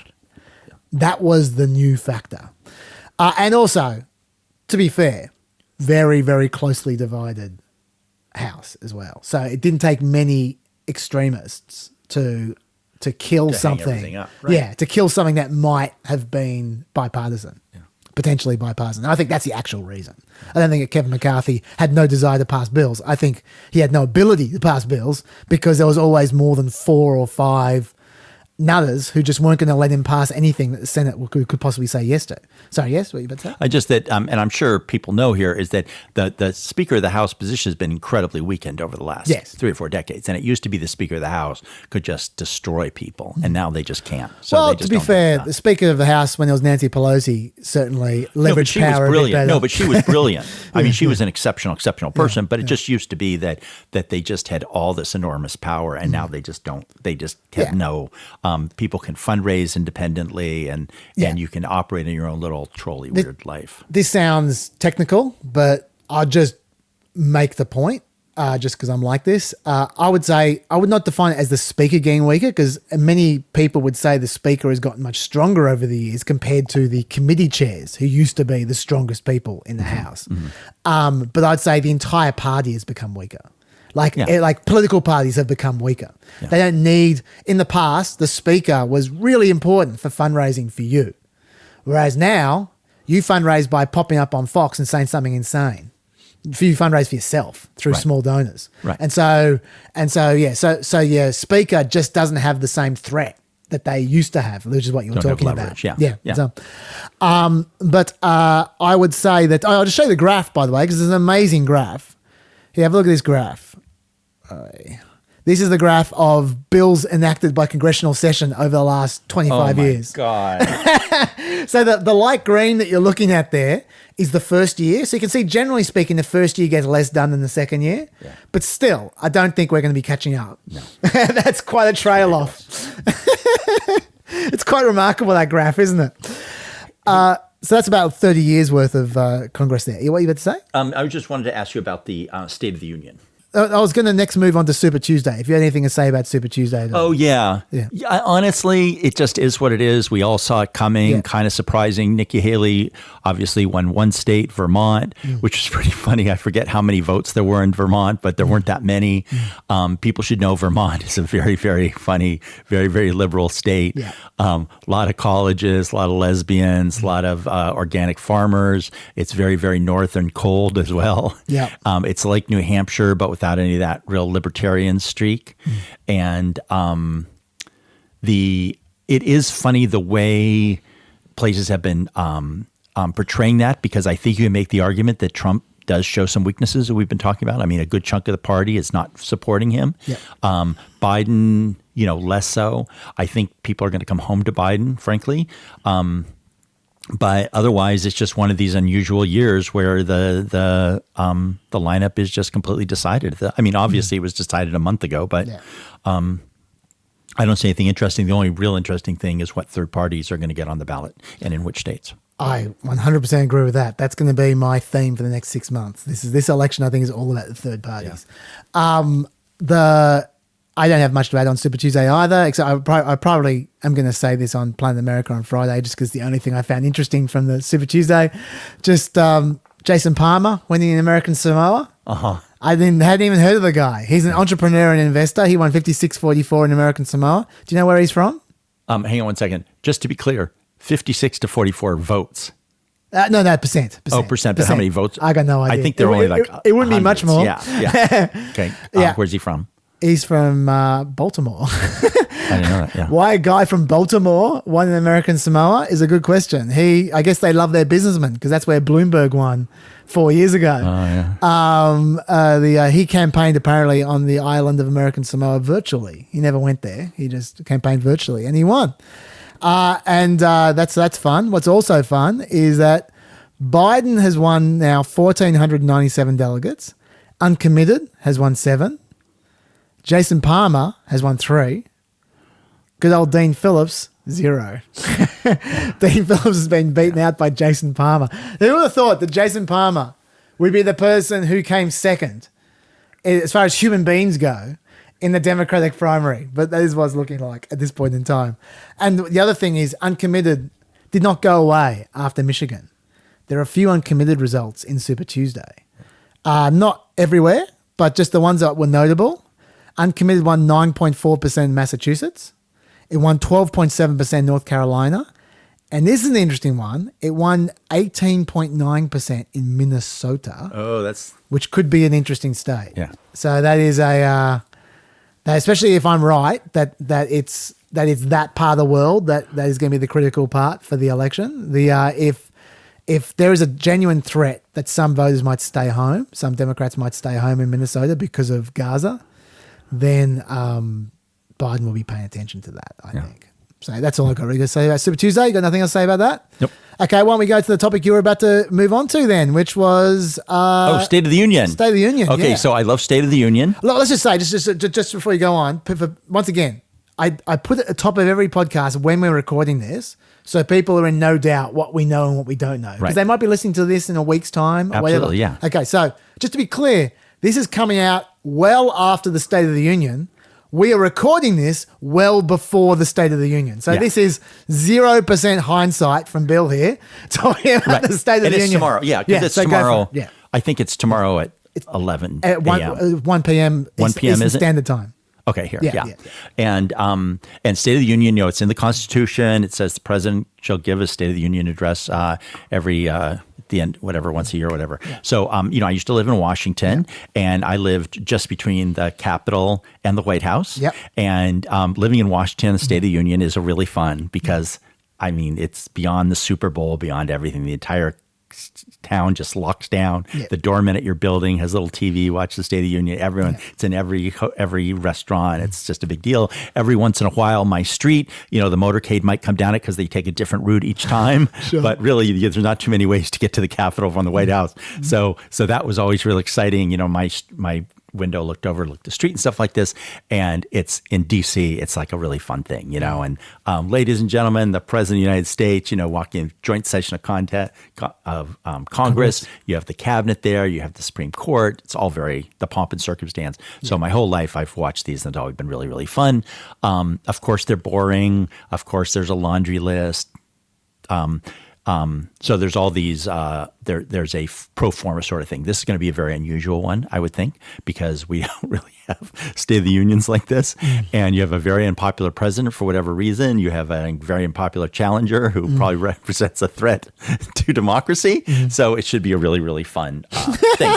Great fun. And the reason I think this is really going to be the kickoff to the election. Yes, right now, okay? This is definitely beginning the election. We're going to really, if you have a chance to watch it, it'll be really interesting to see what Biden does because this is how I wanted to back into this. So we have this big Michigan. We have the State of the Union, which is the kickoff, de facto kicked off to the general election campaign, which could go through 8 painful months. Yep. Okay, it's going to be set against all these court cases. Yep. Okay, but the big number one question is whether Biden is going to be able to transcend the age issue and bring the Democratic Party home and independence. Yes. Okay, now here's my train of thought: is that it would seem he could.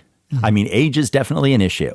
However, he is running against a rapist, a fraudster, an insurrectionist, an incompetent, a vulgar buffoon who's a liar and has all these other problems as well. Who's still winning in the polls. And who had a calamitous presidency, right? Yes. And so this is one of my all-time themes, which is, why is the Democratic Party so incompetent with its messaging? So the big question I would say over the next 8 months is how the Democrats' messaging is going to be. Now, the world is so much different than it was 10 or 15 years ago. So much of it is done via Facebook and social media and targeted advertising and all stuff we never get to see. Okay.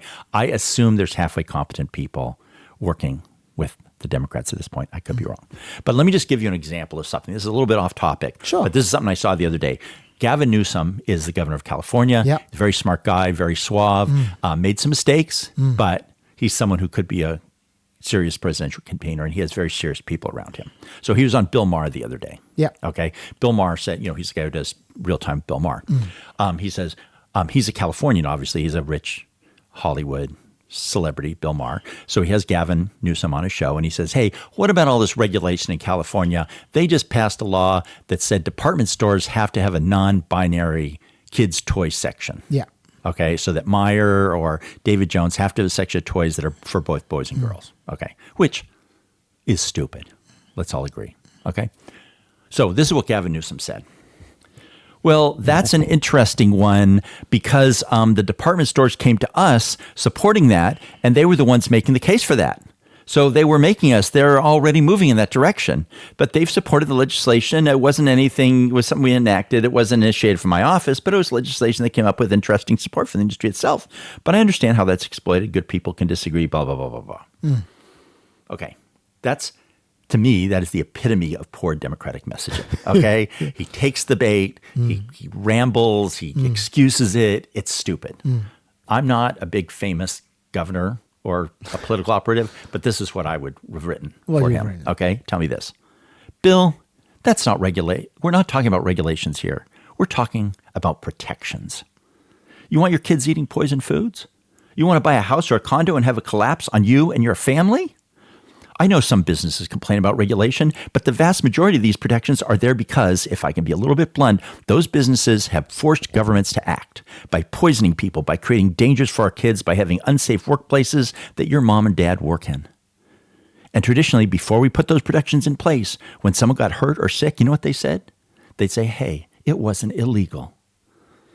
That's how these regulations get generated.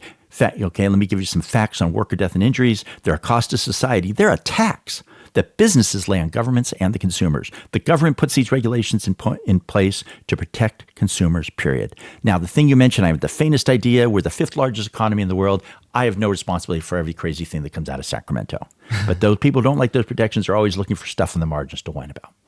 Okay? Now, that is messaging. You know what I mean? That's something Republicans do. That's front foot. They take the issue and they defend it. They don't back down, and they're not mealy-mouths and stuff like this. So to me, there's this massive failure. And it just seems to me, even though it's sometimes mentioned, it's one of those things that's in front of everyone. They never talk about it, that because you have this guy who is an insurrectionist, who is a rapist, who had a calamitous presidency, who's responsible for the deaths of hundreds of thousands of excess deaths in America during COVID, and, you know, cozies up to Russia and all that now. And he still basically died.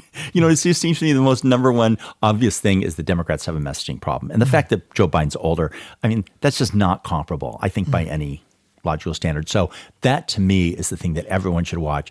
How are the Democrats doing with these messaging things? And it just seems to me that that the day after Biden got elected, he should have said, oh, my God, I'm dealing with this Trump deficit. Oh, my God, we're going to have Trump inflation. It's going to be coming. It's Trump inflation. Just be ready. But we're going to fight it when it gets here because everything Trump did. And it just seems to me that, you know, there's polls now that say 60% of the people don't blame Trump for the Dobbs decision, okay, which is something Trump himself brags about, right? Yeah. And so if they can't get that messaging across, that's going to be a problem. Now, however, I think because there is Dobbs to play with, all the positive economic news, they have 8 months to come back around, all sorts of other things. I think there's one of the things that I'm factoring into my optimism is that these things will come into play. It's a shame that the last 3 years and 4 months haven't been full of it, but that to me is what to watch. Yeah. Look, I 100% agree about the Democrats having a messaging issue. I think that the thing which I've been most struck with in polls recently, and this is not just the New York Times poll, which everyone was talking about last week. This is every poll, is I have not seen a single poll where significantly more people haven't said that they were personally helped by Trump's policies more than Biden's policies. And I'm not just talking about just normal people. I'm talking about subgroups that should be Biden subgroups. Women, black people, Hispanics. These are people that Biden has been making a priority as in his administration, who say Trump helped them more than Biden helped them. That to me can only be a messaging issue. Yeah. Like it's like I get that inflation looms large in people's heads, but that's also a messaging issue. Like it's I'm not saying that inflation is illusory. It's there. It's real. And it hurts some people. I'm not saying it doesn't. Yeah. But I'm just saying that this is not the first time in history that there's been a short bout of inflation. But people are acting like that is everything. That is everything. It outweighs everything else in the world. And I think a good messenger, I think it was the other way around, and Trump was the person who was dealing with this. I don't think inflation would be as big an issue as it is against Biden. And you do I think Biden's a terrible communicator. Yeah, I do think that. And the other interesting thing is you really have to remember is that because you have the right-wing media sphere just banging on this constantly, and I was watching Fox the other day, and they actually did, for about 8 seconds, have a thing on the screen that kind of showed all the good economic news that Biden was doing. But the whole point they even brought it up was to spend the next 15 minutes talking about all the bad things, And that is. Yeah, and that's fine. And they exist. The right-wing media definitely is becoming more and more powerful and more influential in terms of driving the narrative. Yeah. I'm not denying that. But that's the Democrats' job to combat it. Yeah. Yeah. So can I mention, did you read the big Joe Biden story in the New Yorker? I haven't. It's pretty interesting. Yeah. It's very, very long. Yeah. It's all right. And it's one of those stories that's going to drive everyone crazy for all these different reasons. But there was one quote in there from a Democratic, actually, this is the woman who founded the Bulwark, right? Which is a Republican, never Trump sort of thing. Yeah. I know that this is the thing with Democrats. It's like herding cats. But if Biden is not the strongest communicator, why aren't there hundreds of surrogates for him? Having spent a long time on the Republican side, I am constantly flabbergasted by the inability of Democrats to prosecute a case against Republicans relentlessly, with a knife in their teeth. Okay, so this is a Republican person, right, who's a never-Trumper. I am flabbergasted by the inability of Democrats to prosecute a case against Republicans relentlessly with a knife in their teeth. And the final thing I would say is they actually do have ammunition this year, okay? They do have Dobbs. They do have Russia.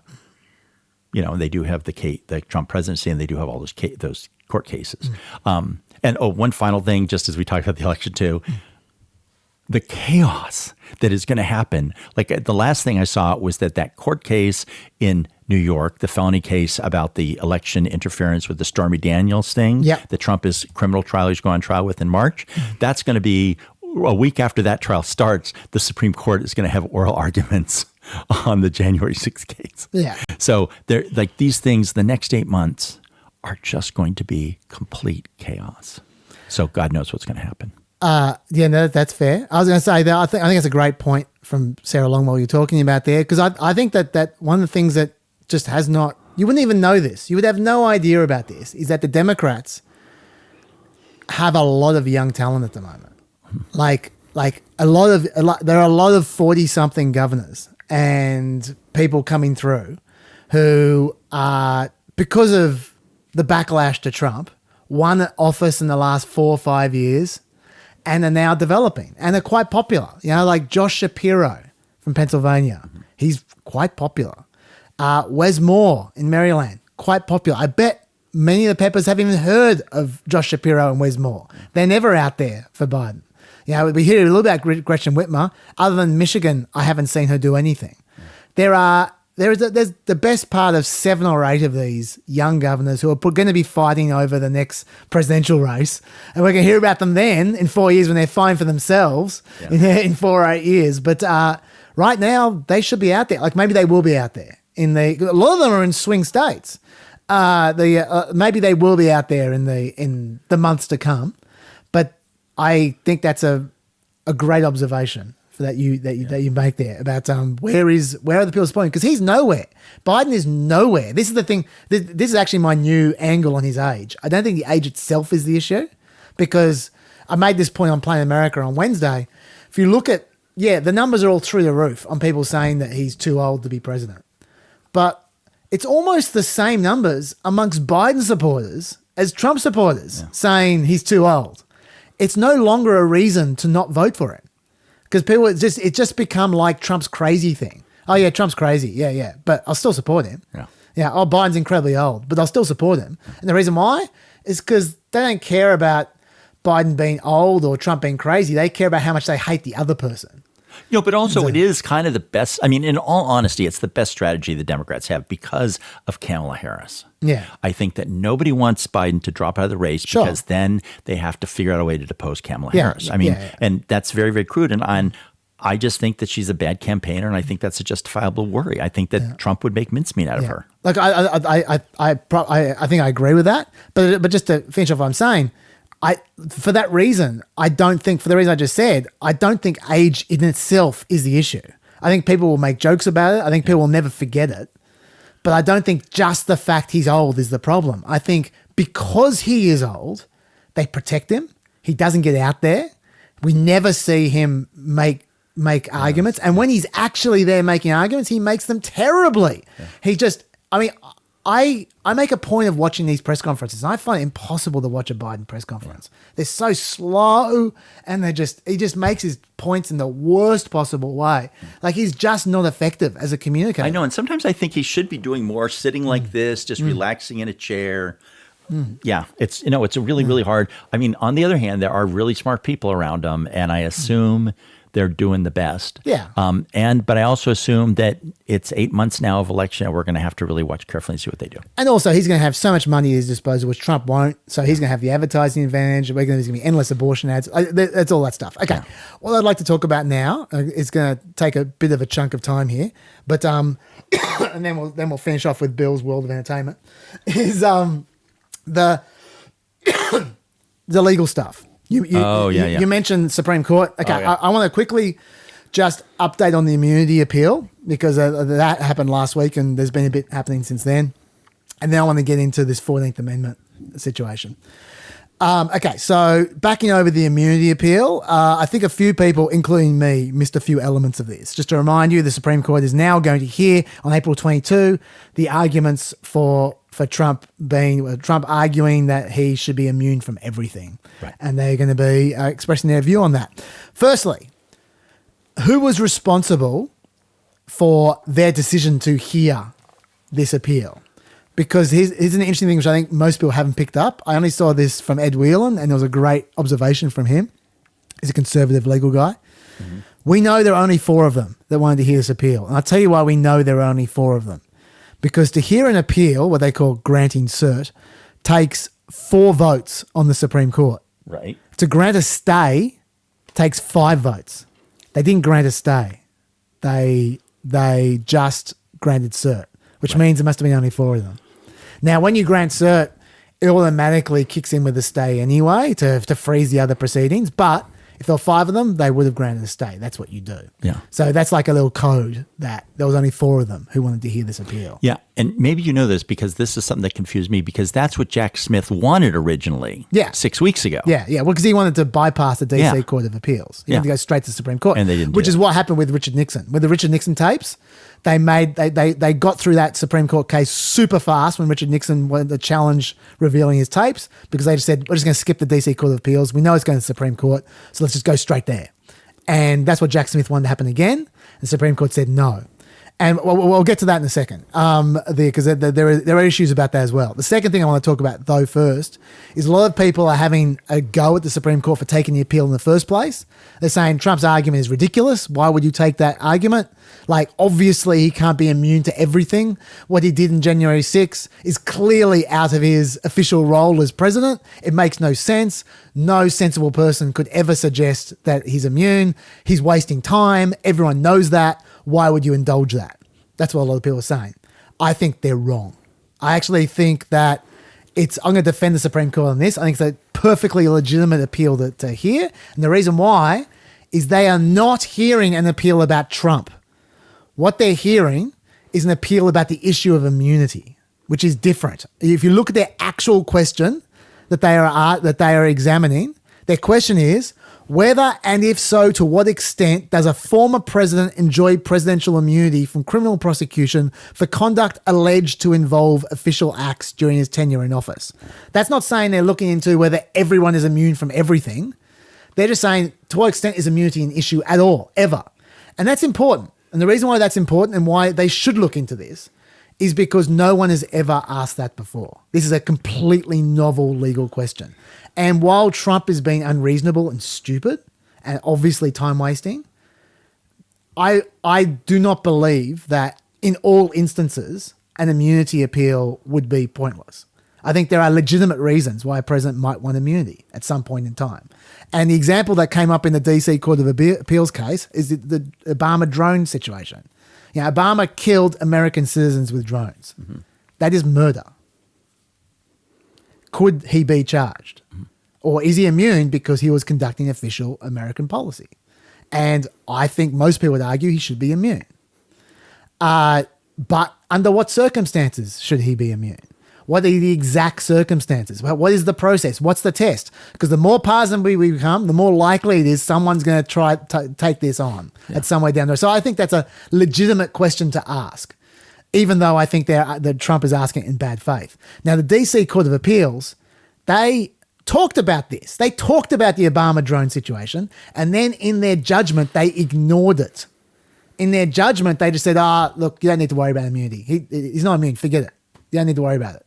And they just didn't go into it at all. They didn't resolve the issue. And they are currently the precedent because no one else has ever examined this at a higher point. So it makes perfect sense the Supreme Court will go, hang on, we can't leave that as the law. We need to look into this. Like, you could argue the DC Court of Appeals did not do their job. Like, because they were trying to go fast, presumably. And so it's completely legitimate, I think, for the Supreme Court to go, no, we need to clean this up, this area of law. So I'm going to defend them on that. I think that's completely reasonable. The third thing, though, is that, and this is what I do criticize them for, the Supreme Court could have done exactly the same thing and gone faster. For a start, they could have done the Nixon thing. They could have just gone straight to the Supreme Court. They could have skipped the DC Court of Appeals. Yeah. While I have sympathy for them saying, well, let them do their job and then we'll comment on it, and then the DC Court of Appeals might not have done their job very well. I have sympathy for that, but I think in this case, when they could see what was coming around the pike, how soon the election was, and the unusual situation where this is a person who can pardon themselves or at least can stop prosecuting themselves after November or after January, I can see why you'd want to short circuit that as much as possible, just like the Supreme Court didn't do with Nixon. But even if they did let DC Court of Appeals go, they could have gone faster anyway, much faster. Let me give you some numbers. The Supreme Court is going to hear the arguments 152 days after the district court made their initial finding. Okay, 152 days when they hear the arguments, not when they provide their judgment, when they hear the arguments. The Nixon case I described before, the turnaround from district court to the final resolution was 54 days. Yeah. Okay, they could have gone a lot faster. Yeah. There are, in fact, 54 days, coincidentally, scheduled between when the scheduled arguments are going to be for the Supreme Court and when they said they're going to take the case. 54 days. They have given Trump time to prepare his arguments before their arguments. That was the time for the entire Nixon case from beginning to end, right? The 54 days. This is a case that the Trump people have argued already twice in the district court and in the appeals court. They didn't need one day. They could have just gone straight in that day. They could have gone into the Supreme Court. I mean, let's be reasonable. Give them a week, right? But 54 days is a massive waste of time. Yeah. That is 6 weeks they pissed away. That's not even counting the 22 days between when they were asked for the appeal and when they granted the appeal. They didn't only need 1 day to sit together and go, are we going to do this or not? That's all they needed. There were some people that thought they were going to do it that next Monday. Yeah. Totally. And they took 22 days. Yeah. So what I've just detailed is 9 weeks of wasted time. Even if they went through all the same steps that they went through, 9 weeks of wasted time. That is critical when we come down the other end. And none of that gives Trump any benefits, like except for wasting time. Like it gives him no legal benefits. There's no due process reason for any of that. That's just wasted time. Yeah. So to me, that is what I'm critical for them of. And I think we should be very specific about that. I totally agree. Yeah. And I have 2 insights. One is that it'll be really interesting, and it's unfortunate after the leak of the Dobbs decision, because I bet that all the security at the Supreme Court has been tripled down since then. But of course, back in the day, Bob Woodward did a book called The Brethren. Yep. There was a big revelatory thing about the court back in the late 70s, early 80s. That was a very revelatory book. There's been some since. There's a Tubin book, which is all really interesting, but I would love to know what's going on because Clarence Thomas has the craziest clerks. Alito has crazy clerks too, I'm sure, who are even more focused and kind of shitty, I guess is the word I'm looking for. And now you have the new influx of people like, Amy Coney Barrett or whatever her name is, and Gorsuch.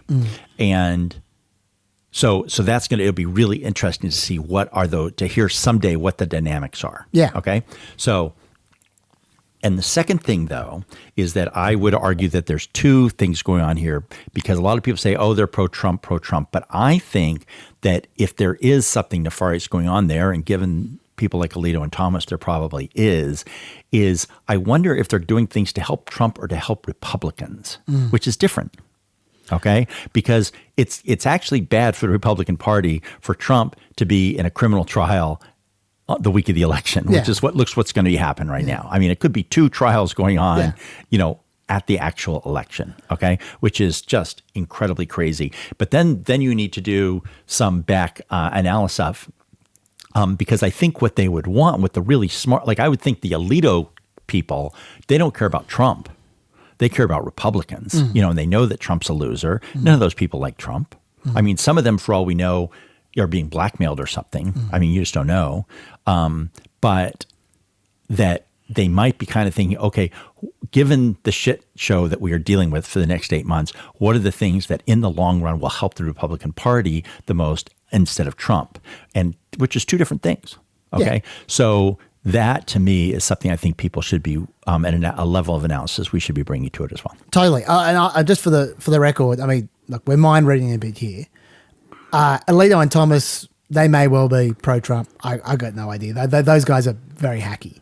But other than Alito and Thomas, I would say that my personal view is, while I've got no doubt that Justice Roberts is very happy about the Republican Party in general, and Gorsuch and Kavanaugh or Coney Barrett, whatever. I think my personal view is that their primary purpose, at least in the last few weeks with these kinds of cases, is not about helping Republicans. It's about trying to avoid controversy. I think they're scared about the institutional respect for the Supreme Court. I think but on the other hand, I have to say, like, because Trump's going to lose this case. They're going to say, I mean, totally. That's the other thing. And like, you'd think that some of those people are saying, look, let's just do this in 2 weeks. Nobody thinks that he should be able to shoot someone and not be prosecuted. Yeah. It's ridiculous to say he needs to be have suffered impeachment first, and just say, hey, there might be some cases, as in the case of using drone strikes to kill Americans, that you might be able to do it. But for right now, they could just do that, and then it would just be over. And they will have given Trump a win on the insurrection thing, and then this. I'm sure they're going to moved on. I'm sure they're going to not fine for Trump. Right. That's for sure. Okay, so that's the one thing. And so then you have two competing explanations. One, which is always possible, is just incompetence and disarray and confusion and just people not knowing what to do, and versus people playing like some sort of three-dimensional chess, what will give the Republicans the most advantage over the next 8 weeks and blah, blah, blah. And maybe some of them are going to be saying, look, he's the girl who brought us to this party. We're just going to stick with him, and that's the best thing we can do for the Republican Party, that even if it's Trump, at least we'll be in Republicans in power and not Democrats. So I honestly don't know, but I suspect the latter. I suspect they're not doing things to help Trump, but they're doing it to help the Republican Party. But some of them might be thinking, well, we have to support Trump just to support Republicans, which is morally wrong. Yeah, I'm 100% convinced that Justice Roberts, at the very least, and I'm also now convinced that Amy Coney Barrett, and I suspect Justice Kavanaugh, none of them are Trump supporters. I'm pretty sure about that. And it's I don't think any of them are Trump supporters. So except for Thomas. Oh no, Thomas, it definitely is. Remember what I said about I'm excluding Thomas and Alito. Yeah. Thomas and Alito are massive hacks. Out where the trains don't go on. Yeah. No, I'm talking about the other ones. Yeah. Anyway. Okay. But just also on timing issues, Norm Eisen, who knows his stuff, has done another one of his articles where he works out trial dates, and we don't know if his trial is going to take 2 or 3 months, the January 6th trial. But essentially, he's worked out that, assuming that Judge Chutkan doesn't compress the pre-trial proceedings, the Supreme Court must issue its decision before June 17 for an 8-week trial to conclude before the election. And for a 12-week trial, they need to issue their decision before May 20. Now, my suspicion, for the reasons I said last week, is they're not going to issue their decision until the end of June. So you'll miss both of them. But we'll see. They're the dates we're looking for. June, somewhere between May 20 and June 17, if you want this trial to occur before the election. Yeah, it's going to be a disaster. Yeah. We know that the 60-day rule doesn't apply We speculated about that last time. The 60-day rule is the rule that the FBI and the Department of Justice follow to not investigate people or to indict people within 60 days of an election. It doesn't apply for trials. I've got a few quotes here on CNN. This is what Garland said, the Attorney General. The department has policies about steering clear of elections. Is there a date in your mind where it might be too late to bring these trials to fruition? They asked.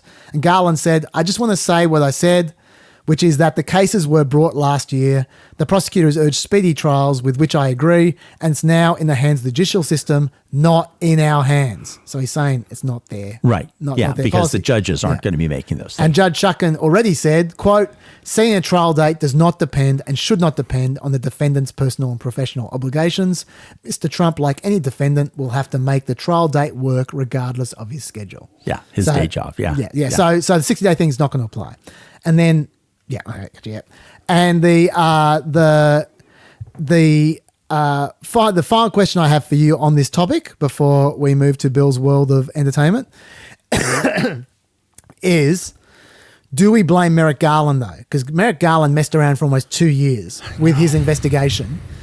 Then they appointed a special counsel, and to be fair to him, they appointed him the special counsel 2 days after Trump declared his candidacy. Until then, they'd never reason to appoint a special counsel, because a special counsel is supposed to be when there's a conflict of interest. There's no conflict of interest until they've declared that they're the opposition of the president. So that's fair enough, but could they have fast-tracked the investigation a little more than done almost nothing for 2 years, which is what they did? Do you blame Merrick Garland?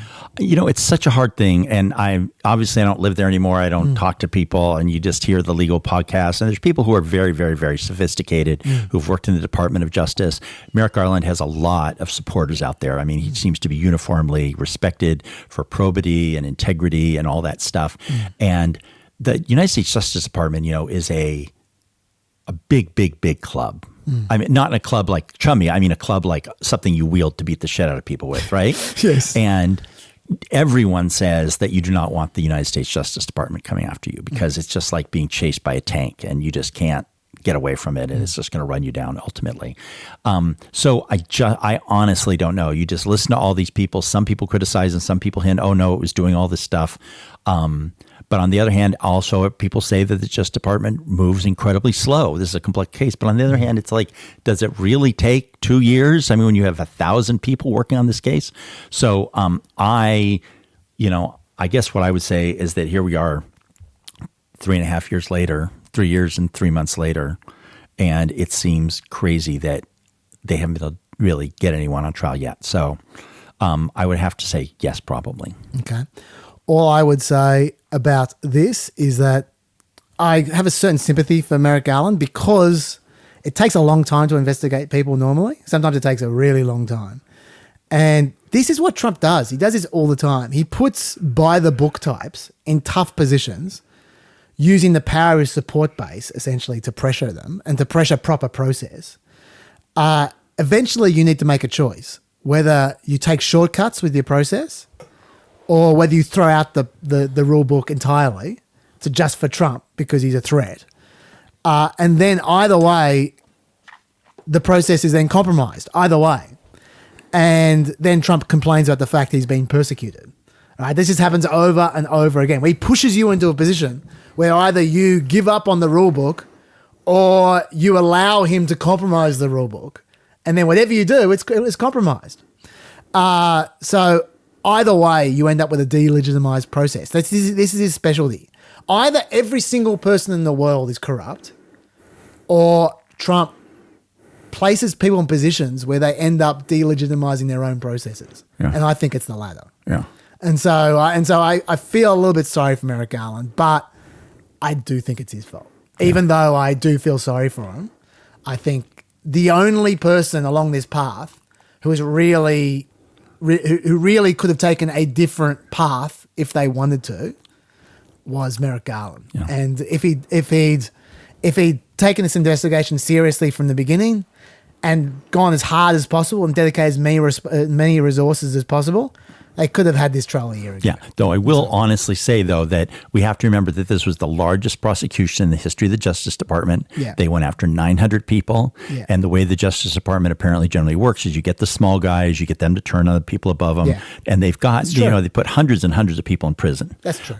And, we all sit there and go, oh, yeah, they arrest all these people. But each one of those cases, you look at those indictments and stuff, and they track people down. They have second by second pictures of their whereabouts and their movements based on all the video stuff and the amount of time that went into it.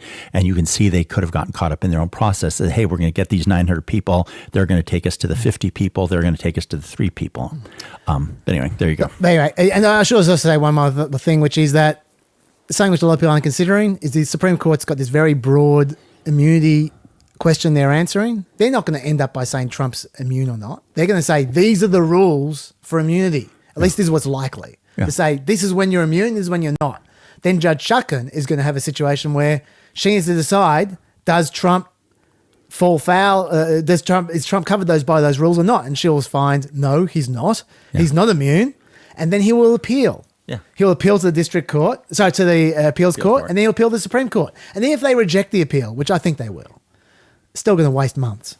Yeah. So maybe we weren't going to get this trial anyway. Even if they hadn't wasted the 9 weeks, the Supreme Court, we still weren't going to get this trial because there's just not enough time. Yeah, anyway, Bill's World of Entertainment. I'm going to talk about a lot more stuff after Bill goes because Bill has got 10 more minutes. So I want to use Bill while he's here to do. You can pick whatever topic you like from Bill's World of Entertainment. Okay, good. Just go for it. Well, so next time, let's talk about Nirvana next time. Okay. Because the anniversary of Kurt Cobain's death is in April. Okay. Okay, the 30th anniversary, which I cannot believe. Wow. But the reason I was interested in Nirvana, we were talking about is I'm working on a big story about it, but I can talk about that next time. Okay. So, but let's talk about Oscars. Let's do that. Okay. I love the Academy Awards. Yep. Academy Awards to me are New Year's and Halloween and Election Day all rolled into one. Yeah. Okay. And I have a lot of respect for them, believe it or not. I think of all the award show, they're the least corrupt. They run a very tight ship. There have been a couple of unfortunate things that happened in recent years, but it really wasn't the Academy's fault. And though I guess you could say the slap thing, they should have thrown Will Smith right out, but they did kick him out of the Academy. But it is famously uncorrupt. You cannot game the system. They punish people for violating the rules. And one of the most interesting thing about the Oscars in the last 20 years is that for decades before that, very, very big movies won Oscars. Forrest Gump, Shakespeare in Love, all these movies. It's actually very rare to have a movie that was not close to a blockbuster that won Best Picture. Okay. And even the ones that kind of weren't, like Braveheart, they kind of felt like a blockbuster, even though they really didn't make that much money. Yeah. Starting in the early 2000s, the Academy started to award Best Picture to movies that didn't make that much money, starting with Crash, which actually was not a big hit. No, it definitely wasn't a big hit. Okay. Yeah. And then as that decade went on, they started giving the Best Picture Oscar to weirder and weirder movies. Do you remember the one? Shape of Water? But do you remember the one with the guy with the cattle gun that would like blow people's brains out with the air pressure gun? No Country for Old Men? Oh, yeah. Okay, remember the one about the Indian kid who fell into the sewer and was in Who Wants to Be a Millionaire? Yeah. The one where the woman had sex with the fish man in the tank? Yeah, that's the Shape of Water one. Yeah. Yes. Okay, remember the black and white silent one with the French guy? The Artist. The Artist. Yeah, I didn't see that one. Okay. Yes. Remember the Hurt Locker? The Hurt Locker. I remember the Hurt Locker. Yeah. Okay. Yeah. Do you know how much money the Hurt Locker made? How much? $7 million on first release. Wow. Okay. Do you know what else was up for Best Picture that year? What's that? Avatar. Okay, well, which was the highest grossing movie to that point. Admittedly, I'm not sure Avatar would have won Best Picture in any year, but I take your point. Of course it would have. It was James Cameron. His previous movie was Titanic. I know, but it wasn't a good movie, Avatar. Neither was Titanic. But 5 years before that, you would have said the next movie that James Cameron puts out that becomes the highest grossing picture of all time is going to win the Oscar again. I mean, at the time, it was a given. Do you know who directed The Hurt Locker? That was Catherine Bigelow? Exactly. Do you know what her relationship to James Cameron is? Is she his wife? Ex-wife. Ah, interesting. Okay, so just to be clear, the Academy of Motion Picture Sciences looked at the guy who directed the 2 highest grossing movies of all time in non-constant dollars, and then his ex-wife who directed the movie that by far, by orders of magnitude, by an order of magnitude, was the least highest grossing Best Picture nominee of all time, and gave it to her. Okay. And this trend has continued. Yeah. Okay. For the last 20 years. Moonlight, which is a story about a gay black guy. I mean, these are all things that would never. And so what happened is that as Hollywood got overtaken with all these blockbusters and franchise movies and sequels and, rebooted IP and TV shows and toys and stuff like this, the Academy says, no, we and I wrote a story about this about 10 years ago. Why does Hollywood hate Hollywood? And the Oscars turn their nose up at all these movies. What can I ask you then? Like, given that, because I think you just made the critical point as well about the sequels and all that kind of stuff and the superhero movies. Isn't that as much a function as anything? Not just Hollywood just becoming snobby, but more that traditional middle ground of movie just dropping out. Like there used to be. In the 90s, I remember very vividly, there were all these really... A Few Good Men, Groundhog Day. There were like 50 movies Gazillions. that grossed between, say, $20 and $100 million. And that's where your quality movies were. Those were movies. Yeah, and they just disappeared. And all that was left were the super big box office superhero action movies that were dumb. Or art house movies. And so they went art house movies for Best Picture. They said we got to support these people. Yeah, exactly. Yeah. Okay. So now what happened this year is, and actually the sad thing about the Oscars is that the ratings of it has correspondingly been dropping. Okay, just precipitously. Yeah. I mean, particularly with the pandemic, it dropped down. Like I think 100 million people used to watch the Oscars. During the pandemic, went down to 10. Yeah. Rebounded to maybe 20. Okay, so it's weird this year because you actually had this great year where you had Barbie and Oppenheimer, which are two pretty exceptional movies that made a lot of money. I haven't seen Barbie, but I loved Oppenheimer. Yeah, I didn't like Oppenheimer, but Barbie I thought was a good movie. Okay, but I understand. And also people are mad because Greta Gerwig didn't get Best Director and Margot Robbie didn't get Best Actor. But the Academy likes those. The Academy's nominated Greta Gerwig before and nominated Margot Robbie before. And I think, people might not know this, but directors nominate the Best Director. Actors nominate the best actors and stuff like this. Yeah. And I think the directors felt, you know what, Barbie was a little inventive, but like the real life part was pretty plain. And so, and Margot Robbie, if Barbie happens to win Best Picture, Margot Robbie produced it. Yeah. So she's going to get an Oscar, which she deserves. But Oppenheimer, I think, will win. Anyway, but what's interesting is that, so I think that's going to bring back some of the ratings. Okay, because you have these two huge movies that are up for Oscars, and I think that kind of matters.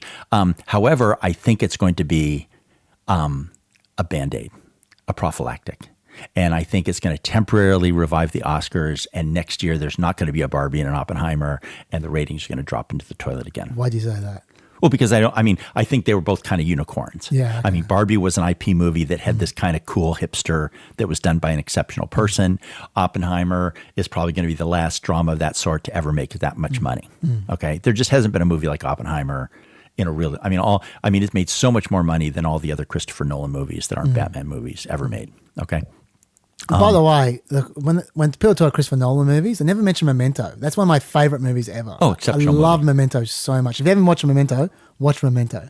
It's really true. And if you do, look back up in Salon, the internet magazine in America's Salon, look back for the original Memento essay we did. And then I had this writer named Andy Klein, who we became infatuated with this movie, and we did this massive investigation into the structure of Memento, which is even more complicated than you think it is. It's so brilliant. It's really amazing. Yeah, anyway, sorry. Yes.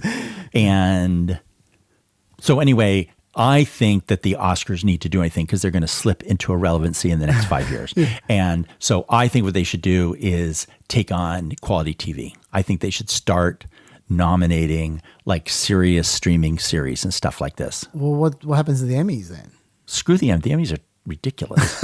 And the Golden Globes are ridiculous. I was about to say, don't they become the Golden Globes if they start doing TV? Well, the Golden Globe, and people don't know, the Golden Globes is one of the silliest, most corrupt, bizarre organizations in the world. It was run by these 15 or 20 crazy, insane people, but they held the trademark to this valuable name. And so Hollywood had to suck up to these bozos. And then they imploded 5 or 6 years ago, and now it's a private company. It's run by this company that owns Hollywood Reporter and Deadline, and it's not a good situation.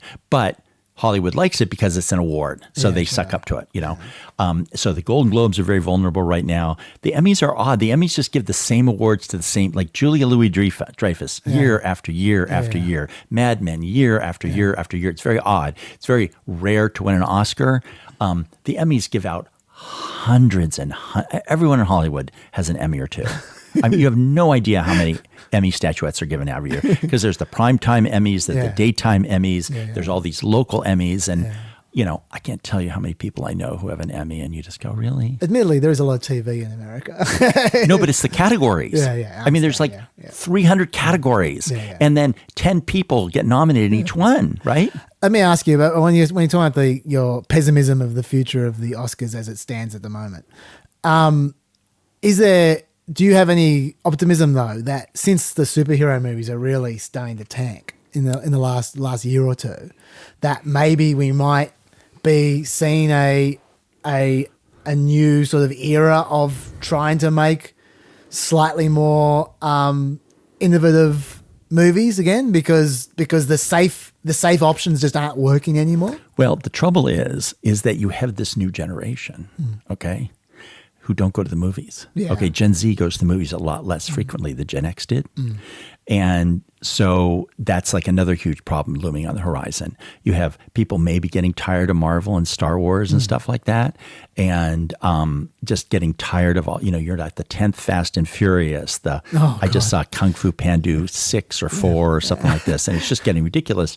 And I don't know and I actually did these calculations that back in the 90s, basically 50% of the movie-going audience was to quote-unquote adult movies, adult comedies, just mainstream. You and I were called movies, right? Yeah. There were sequels, and there was Jurassic Park, but there was this huge middle ground of movies. Well, today, between 30 million and 100 million. Yeah. Today, the calculations I just did in the last couple of years, including before the pandemic, 7%. Yeah. Okay. I'll tell you one last factoid. You want a fact nugget? Oh, I want a factoid. Fact nugget. Movie going in North America peaked in 2002. Okay. Yeah. It has been going down 1, 2, 2.5% per year ever since. Population goes up, 1% a year? Yeah. Okay. So the per capita movie going in America and North America has gone down by about a third in the last 20 years. Yep. Okay, so let's say 100 people went to the movies in 1995. 50 of them went to an adult movie. Okay, fast forward to today, that 50 is now down to 36. Okay, and instead of 50% of them being adult movies, 7% of them are adult movies. Yeah. Okay. Yeah. So you're really talking about a world where like the audience for quote unquote adult movies are about 1/10 what it was 30 years ago. Okay. And then, so it's very bleak. It really is. So you're not positive. Okay. That's my cheerful cultural nugget. And you're so right about the people not watching as many movies as they used to. I literally, when I was from the age of about 11 through to when I was about 16, I literally watched a movie every week. Every single week, one movie. Like it was our routine. My mum would drop me off at the cinema. She'd go shopping and pick me up afterwards. I go just every single week. I watched a movie, and I just love it. No, I don't think people do that now. No, they don't. And the people who do go, they're going to Marvel movies, and that's great. Okay, I'm just saying they're just conceptually different than what these other things. So anyway, that's what we're going to see happen to the Oscars next few years. Yeah. Oh well, I hope you're wrong. Yeah. Anyway, but okay. So for you peppers out there, there's just so many things we're going to talk about that I need to cover. For instance, the 14th Amendment stuff I need to cover now because it's going to get out of date soon, and I don't want to hold this off until next week for Dave. I am going to potentially have another special podcast early next week, but we're not going to be talking about topical things. It's going to be about the election campaign forward. I may have teed up a new member of the family who is actually a professional campaign manager. Ooh. So that's pretty cool. So I want to talk to them about the campaign. But all the topical stuff, I'm going to deal after the white flash. We're going to say bye to Bill, and after the white flash, we'll continue on with some other stuff. And then I will see you soon, Bill. And for everyone else, maybe there'll be one, if this all works out, early next week. And if not, we'll see Dave in a week's time. And I'll look forward to hearing that too. Thanks to all of everyone to listening. Thank you, Bill. Thanks for having me. Stay peppy. Okay, we'll be in touch. Bye. Welcome back from the White Flash. And this is something I don't like to do very often, which is Chaz Unleashed, where it's just me being Rush Limbaugh, essentially, just speaking by myself. I'm aware that that the success of PEP is the balance of personalities rather than me.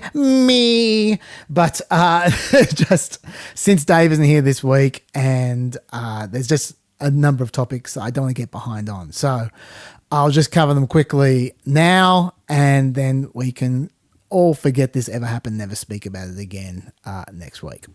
First of all, the most important thing is I shortcut the legal stuff with Bill so he could do Bill's World of Entertainment. But the most important story you obviously have to mention, which is the 14th Amendment story, the story of Trump being allowed to stay on the ballot. I covered it in a little bit of depth on Wednesday's show, but not much depth. And I think we need to cover it in much more depth because that's obviously what you guys are interested in. If you're listening to PEP, you care about the depth, especially on the legal stuff, because I'm obsessed with it. So let's get into it. Okay, first of all, we got the part of the hearing where all 9 justices agreed on certain things. Then we have a majority of 5 that were the guys versus 3 and 1 of the girls, which were the 3 Liberals and Amy Coney Barrett, who disagreed with them on the second part. So let's just deal with the first part first. What did all 9 justices agree to? They essentially agreed that states shouldn't have the power to regulate federal office holders.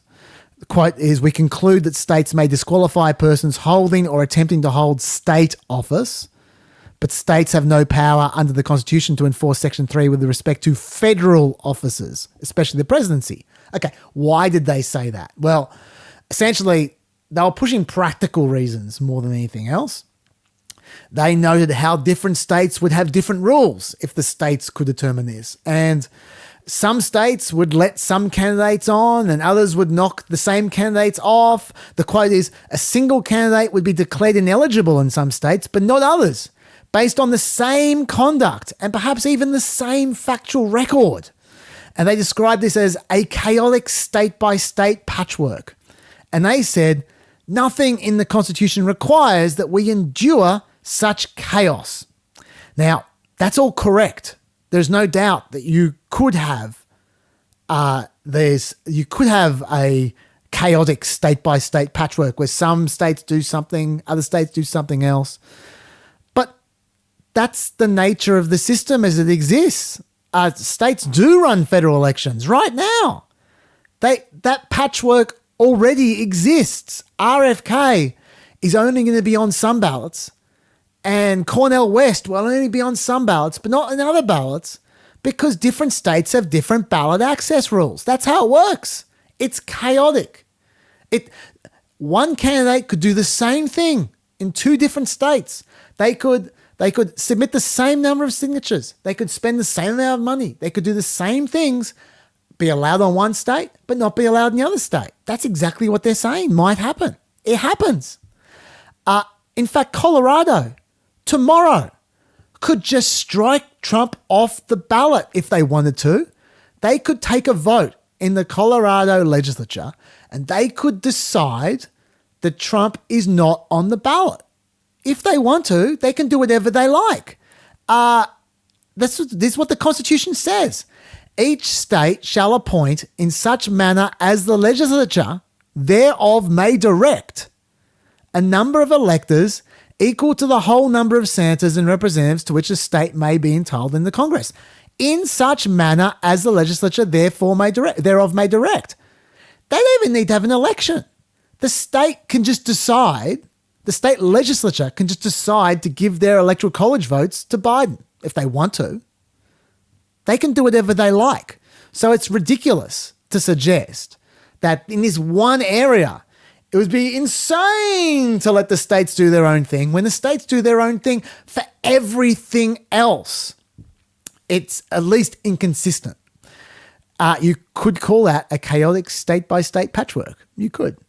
Now, I'd love if America decided their election issues federally. That would make much more sense. I always thought they should do that, but that's not their system. Now, don't get me wrong. Federal standardization can occur at times. You know how you do that? You have a court. That's how you do that. Let's call it the Supreme Court. that every now and then will interpret what the Constitution says and then impose those rules upon everyone. That's what they do. So yes, Congress, they probably should have passed a law clarifying this provision sometime in the last 150 years, but they didn't. But in America, this is what happens when there's a hole in legal interpretation. It gets filled by a court, and they then impose standards for everyone. If it's the Supreme Court, they do at least. That's how the law's meant to work. So if a case came up, like say this one, which is an excuse to implement some standards to Section 3 of the 14th Amendment, then the Supreme Court can standardize it. They can say, well, no, to be constitutional, you got to do this, and this. You got to go through this process. The Colorado court did not go through this process. Someone else, maybe the Colorado court or someone else needs to follow that process, and then it will be constitutional. And then other people will follow that. That's how you standardize it. So the Supreme Court could have used this case to solve the problem that they say they're trying to solve by saying no, states can't do the 14th Amendment Section 3 thing. They could have solved that by just stipulating some rules and some standards, some federal standards. But instead, it's like they just sighed and said, nah, this is too hard. Let's just not do this, okay? Let's just take a shortcut. That's not good law. That's not good law at all. Everything I just described that they have done, so all the reasoning I just described are pragmatic, practical reasons, not legal reasons. They shouldn't be doing this, especially if they're supposed originalists who are supposed to care about what the text says and what the original intent of the amendment was meant to be. You're not talking about practical ramifications. But we'll get back to that in a second. Why don't we look what happens to other parts of the 14th Amendment? Age restrictions, natural born provisions, they're from the 14th Amendment. Some of them are so obvious you don't need courts. Like an age thing you don't need a court for. So the states enforce that, but they don't do it with courts because you don't need to because it's so obvious. But sometimes these are complicated. Like the natural born provision in the 14th Amendment can be complicated. Ted Cruz was accused of not qualifying under the 14th Amendment. And you know what happened? State courts heard that case and they decided that he did qualify. State courts decided that. It was complicated enough for a court and the state court said, sure. They didn't need the federal court then. So why is it different for 14 Section 3 to what it is for 14 Section 1 or 2? Let's look at their legal justifications, though. Their legal justifications for this decision are that they said the text of the 14th Amendment on its face does not affirmatively delegate such a power to the states. The terms of the amendment speak only to enforcement by Congress, and that's true. Article 5 says, the Congress shall have power to enforce by appropriate legislation the provisions of this article. So they're saying Congress will have the power to pass legislation to enforce it. Great. But, you know, that's just saying the Congress can. It's not saying Congress is the only one who can. States enforce other parts of the Constitution. It's assumed that for the rest of the Constitution, the states can do that. After all, the Constitution is the law of the land. It's their duty to enforce it. So that's a weird inconsistency as well. The majority also appeal the precedent. They say there is no tradition of state enforcement of Section 3 against federal office holders or candidates in the years following ratification of the 14th Amendment, they say. But does that mean that you can ignore the plain English language meaning of words drafted in the Constitution? The fact there's no tradition of people following it? It's not like they followed something else. There weren't a lot of insurrectionists over the last 150 years. Also, is that a reason to ignore how the rest of the 14th Amendment has been treated over the years? Apparently it is, according to them. The bottom line, though, is that the 14th Amendment does not say that states cannot execute the 14th Amendment. In fact, it doesn't say that states can execute the 14th Amendment, yet, and it could have said either of those things if they wanted to, but they chose to not say that. But the Supreme Court just now said, well, our interpretation of this amendment is that states can and must enforce state officers comply with the 14th Amendment, but 14th Amendment Section 3, but not federal officers. The Constitution says neither of those things. It says neither that state officers can't do federal, nor that state officers can do state. That is just an assertion made by the Supreme Court with no justification whatsoever. So that's an interesting little development. Just to be clear, I like this result, practically.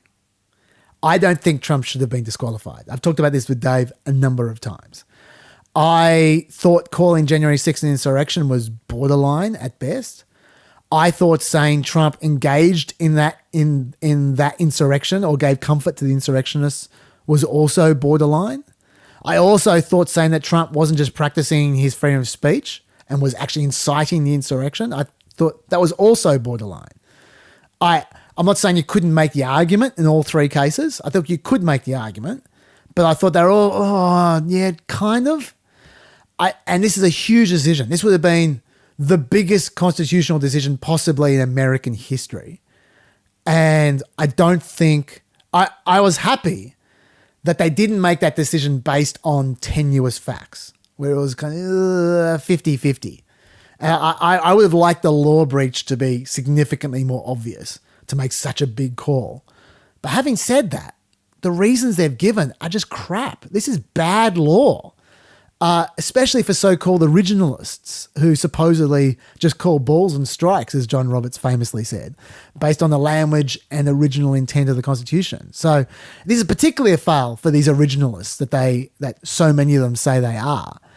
Because originalist judges have ridden roughshod over all kinds of precedents to impose their views on cases like Roe versus Wade, for instance.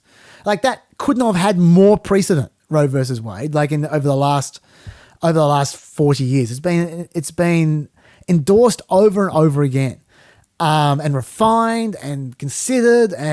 But in this case, for Roe versus Wade, they didn't mind just riding roughshod over precedent in order to impose their views because of originalist reasons. But here is a rare case where there's no precedent whatsoever. They were making fresh law. They could have said anything they liked. They were the first people to come at this, and they didn't even bother using originalist techniques in this case that was best suited for originalist techniques, to ignore precedent because there's no precedent, and look how it all started. What was the original intent? That's what we should do. And so they didn't, and so they just went with whatever decision would create the most convenient consequences for them. And the consequentialist form of judicial activism is something that they have criticised a lot, and now they did it. And to me, it showed up how hypocritical and self-serving their lines of argument are when applying originalist principles in the past. All right, so that is something that all 9 of them own, as far as I'm concerned, from the logic in that part of the ruling. Even though I agree with the result, I just think their argument was terrible. The next step the majority took was even worse, which was they then went past what they needed to do and just did some extra stuff, just for the hell of it, in the same way, just making up law. Nothing from this had any, in my view, justification from the actual law itself, from the Constitution itself. And they announced that disqualification for insurrection can only occur when Congress enacts a particular kind of legislation pursuant to Section 5 of the 14th Amendment. And what's that based on? I don't know. It's not based on the Constitution. They just asserted that. They decided the only way you could disqualify someone under current law is either with the 1870 Enforcement Act, which has been repealed, or by charging someone with insurrection. So Jack Smith could have charged someone, say Trump, with insurrection if he wanted to. Fortunately, he ran out of time last week when the Supreme Court announced that they were going to hear the immunity appeal, which, like I said, I think is fair enough, although I think they wasted time. But it's just interesting to me that the Supreme Court took up the immunity appeal and they announced it when it was too late for Jack Smith to change the charge for Trump that they then said afterwards that he would need to have done in hindsight, which seems a little bit dodgy to me. Like if they'd announced this ruling 6 weeks ago, Jack Smith could have changed his charge right then and there, and he would have put a lot more pressure on them to allow the trial to happen real fast before the election. But they didn't. That was difficult for them, so they didn't want to do that. So they kept it secret until after it was too late for Jack Smith to do that, which I think was dodgy.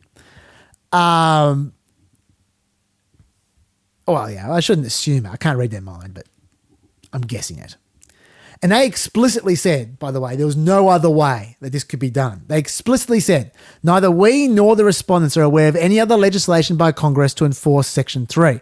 Now, they are obviously aware of the Electoral Count Act, which is what is now governing January 6th when Congress gets together to approve of the electoral college results. And they clearly said that that was not sufficient to enforce this, the Electoral Count Act, which means the House can't disqualify Trump on January 6th, which they knew the Democrats were thinking of doing. We talked about it. It was public. We talked about this last week. They actually were explicit about this. They said the disruption would be all the more acute and could nullify the votes of millions and change the election result if Section 3 enforcement were attempted after the nation has voted. Nothing in the Constitution requires that we endure such chaos, arriving at any time or different times up to and perhaps beyond the inauguration. So look, I'm glad they ruled that out because I think that was a disaster in the making. I think they saved the Democrats from themselves. But there is zero constitutional basis for them to make that judgment. They didn't come up with any. It had nothing to do with this case. The minority was right. This was extraneous and gratuitous ruling. It was terrible, terrible law, although practically I think it was great. If you know what I mean. Like, sometimes the law, what you want to happen is not what the law suggests should happen. In this case, I love the result, but terrible law. This is a triumph of pragmatism. That's what this was. They came up with the most convenient result for most people without adopting any of Trump's terrible legal arguments. So that's a bonus, I guess. They didn't set any precedents that would hurt other laws' interpretations, which is good, I guess. And they didn't let Trump off the hook for insurrection, even though my personal view is he's borderline on insurrection. So that's great diplomacy from the Supreme Court. Terrible law, though. And they're meant to be judges, not foreign affairs secretaries. The minority pointed out that this was hugely hypocritical. That this was not required to adjudicate the case, so they shouldn't have done it. The minority actually quoted Dobbs back at them to make their point. The minority being the Democrat judges, Democrat appointed judges. They quoted Dobbs, if it is not necessary to decide more to dispose of a case, then it is necessary not to decide more. Take that. Wow. They also said, although only an individual state's action is an issue here, the majority opines on which federal actors can enforce Section 3 and how they must do so. We cannot join an opinion that decides momentous and difficult issues unnecessarily, and we therefore concur only in the judgment, talking about the actual result, nothing else. Okay. The minority also pointed out this was completely illogical because Section 3, quote, provides that when an oath-breaking insurrectionist is disqualified, Congress may, by a vote of 2/3 of each house, remove such disability. And they said, quote, it's hard to understand why the Constitution would require a congressional supermajority to remove a disqualification if a simple majority could nullify Section 3's operation by repealing or declining to pass implementing legislation. It makes perfect sense what they're saying. Why would you say that you can remove a disqualification with a 2/3 vote if the only way you can disqualify them is with legislation that only requires a simple majority vote? It's a huge contradiction. And an originalist would use this to suggest that this was not the original intent of the drafters. That's what an originalist would say.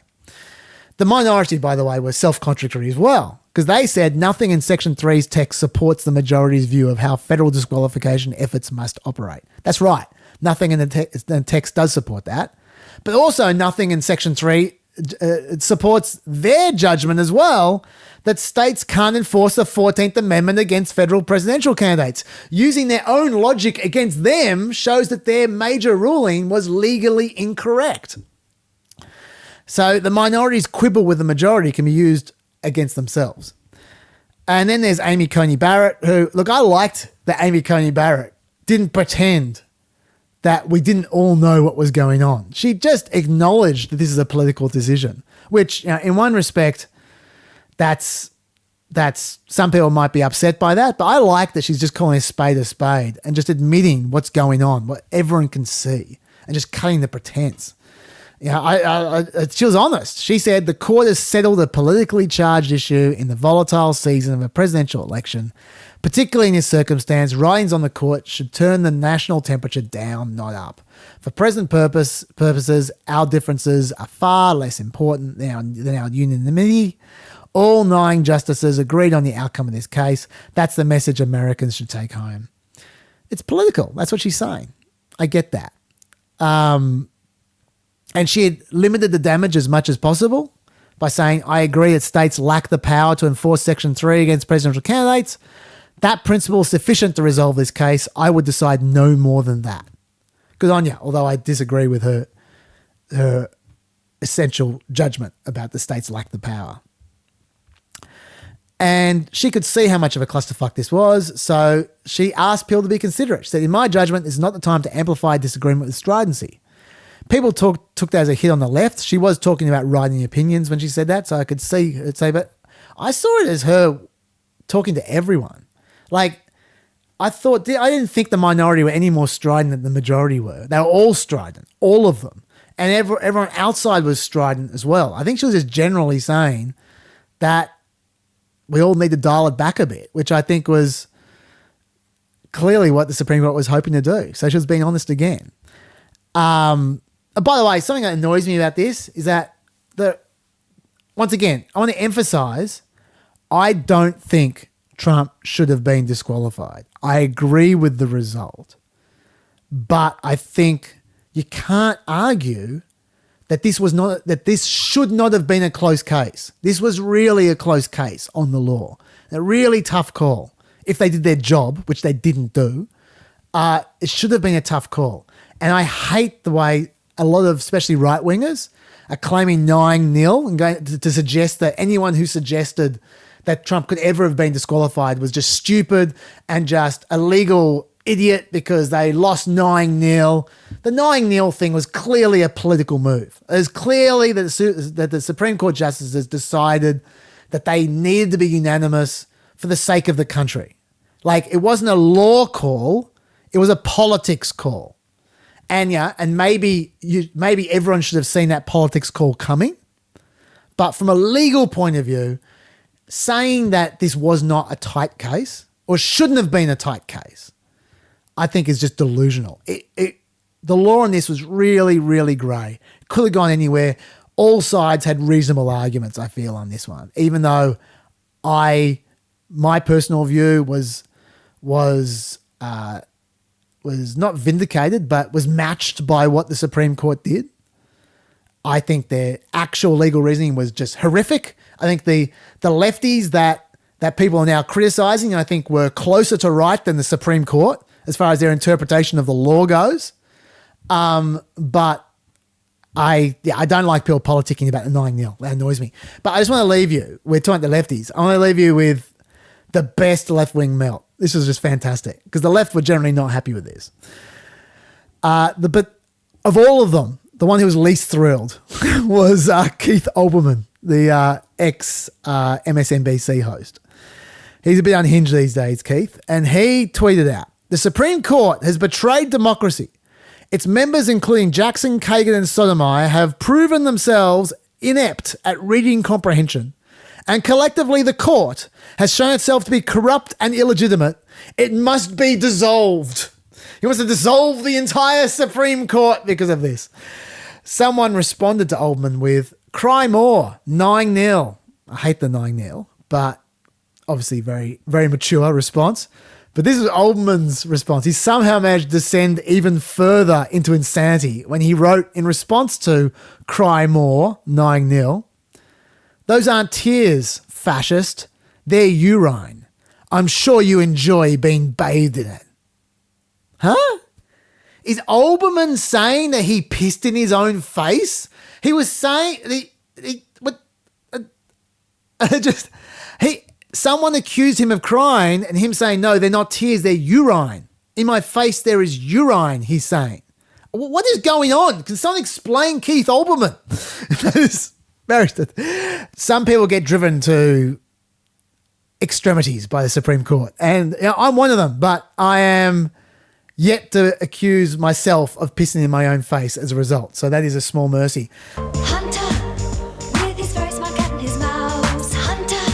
The final thing I want to talk to you guys about is Hunter Biden, because I know no one else wants to talk about this. So I just want to just quickly go through the Hunter Biden hearing that happened the other day. The transcript came out. And look, to be honest, I've kind of given up on this scandal, this whole inquiry, because not even James Comer cares. I mean, like, this is when, I'll just play you now, when James Comer was asked after the Hunter Biden hearing, he was asked to rate it out of 10 how damaging it was, and this is what he said. A scale of 1 to 10, how damaging was today's testimony or deposition to Hunter Biden? Jason Smith, you go first. 1 to 10, 10 being the worst. Well, I would say that they're pretty good at not recalling many things, so I would say an 8. Okay, James Comer. I'll tell you an 8. That's even though he left really early on and never asked a question. So he had no idea what was happening in the hearing, because he came straight up on Fox News after the hearing that he did not attend most of. Even Steve Doocy on Fox News nailed him for this one. Like, when Steve Doocy's calling you out, you know you got some issues. So this is Steve Doocy had to say. You know, the odd thing, speaking of Republicans, James Comer, who ran that committee, he apparently left the hearing early and did not ask a single question. Huh. How weird is that? That's very strange. He's been calling for him to come in. Hey, we want Hunter Biden. He didn't ask him a single question. Good on you, Steve. Brian Kilmeade is not happy about that, let me tell you. So anyway, so if James Comer isn't trying anymore, if he's not going to try, why should I bother? So I have not read the whole transcript, to be honest. I just did keyword search to look up the things I was interested in. So that's what I've done. And I will tell you what Hunter Biden said about some of these things that I talked at length in the Hunter Biden special about, which you can go back and have a look. It still holds up amazingly. I will tell you some of those things I raised that might have been potentially dodgy. Hunter Biden's now responded to them. I'm not saying he's telling the truth, but I'll just tell you what he said. It's just more information, and then we can wrap this up. First of all, Hunter on the big guy email. Remember 10 for the big guy? We talked about this before. I said that email was completely misunderstood, that we knew from the text messages that Hunter Biden's lawyer claimed to have between James Gellier and Rob Bobulinski, that email, that 10 for the big guy, where that came about was their business deal with China was falling apart, and James Gellier thought that maybe they should get Joe Biden involved, because at that point in time he wasn't vice president anymore, and Bobulinski was all for it. He was excited about that, and they were texting each other about that. And that email where James Gellier said, "Should we have 10 for the big guy?" like with a question mark, was him speculating about what they should do to get Joe Biden in. Joe Biden hadn't agreed to anything. They hadn't pitched it to him. This is just what he said, what James Gellier said they should do. That's what we were talking about in the Hunter Biden special. And this is what Hunter Biden has to say about that. He said his dad was not aware of the proposal and was not involved in the deal at all. Quote, "I truly don't know what the hell that James is talking about. All I know is what happened. All I know is that what was executed in the agreement, and the agreement didn't have anything to do with my father. My father's never been involved with my business. He's never benefited from my business, and he's never taken action to benefit me or any of my business." Question was, if that's the case though, why is Gellier drafting something like that? And Hunter said, "Because I think that it was just as Rob Walker said. I think that it was pie in the sky. like Joe Biden's out of the office. Maybe we'll be able to get him involved. Remember, again, is that Joe Biden, for the first time in 48 years, is not an elected official and is not seeking office. And so James is probably like, wow, wouldn't it be great if a former vice president could be in our business together? And I say, you're out of your mind. My dad knows less about doing cross-border blah, blah, blah, blah than he does about, it's just ridiculous. It's absolutely ridiculous. And so I shut it down. And the evidence of me shutting it down is the actual things you have as evidence. Remember that. The agreement, the executed agreement to create a company that was never operated. That's what happened. That's the evidence you have. You have the evidence of the executed agreement between Hudson West 3, me, and Mr. Ye. You have that. Nothing to do with my dad. Zero. And he also said, if I had seen it, I'm certain, the email that is, I'm certain that what I would have done is I would have picked up the phone and said, you're out of your mind. I told Tony literally weeks after I met him that he was out of his mind, that he was going around trying to promote the idea that my dad was somehow going to be involved in this, and that's why I never did business with Tony, because they cut Tony off soon afterwards. By the way, there's another Gellier message they never talk about that suggested they, quote, get the company set up and then, quote, tell H and family the high stakes and get Joe involved. So as far as I'm concerned, everything Hunter Biden said checks out with the actual evidence we have. So I'm pretty happy with that section there. Hunter on Joe Biden saying he never earned money from China. Remember Joe Biden in the debate, 2020 debate, famously said that Hunter never earned any money from China. And that clearly was not true. This is what Hunter says now. Quote, the question being asked that you're stating is that my father said I never received any money from China, the government of China. Unlike Jared Kushner, I've never received money from a foreign government. Okay, that to me, obvious bullshit. He didn't, when you're saying China, he wasn't just talking about the Chinese government. Like that's spin, okay? Joe Biden, either he lied or he was woefully ignorant. He was certainly wrong. I think he lied. But yeah, you make your own judgment. Hunter on the text, remember the text to Henry Zhao where he talked about Joe Biden sitting next to him? I'll read you the text. This is in 2017. I'm sitting here with my father and we would like to understand why the commitment made has not been fulfilled. I'm very concerned that the chairman has either changed his mind or broken our deal without telling me, or that he's unaware of the promises and assurances that have been made have not been kept. Tell the director I would like to resolve this now before it gets out of hand, and now means tonight. If I get a call or text from anyone involved in this other than you, Zhang, or the chairman, I will make certain that between the man sitting next to me and every person he knows and my ability to forever hold a grudge, that you will regret not following direction. All too often people mistake kindness for weakness. All too often I'm standing over the top of them saying, I warned you. Whoa. Okay. Hunter says about that. I would say two things about this message.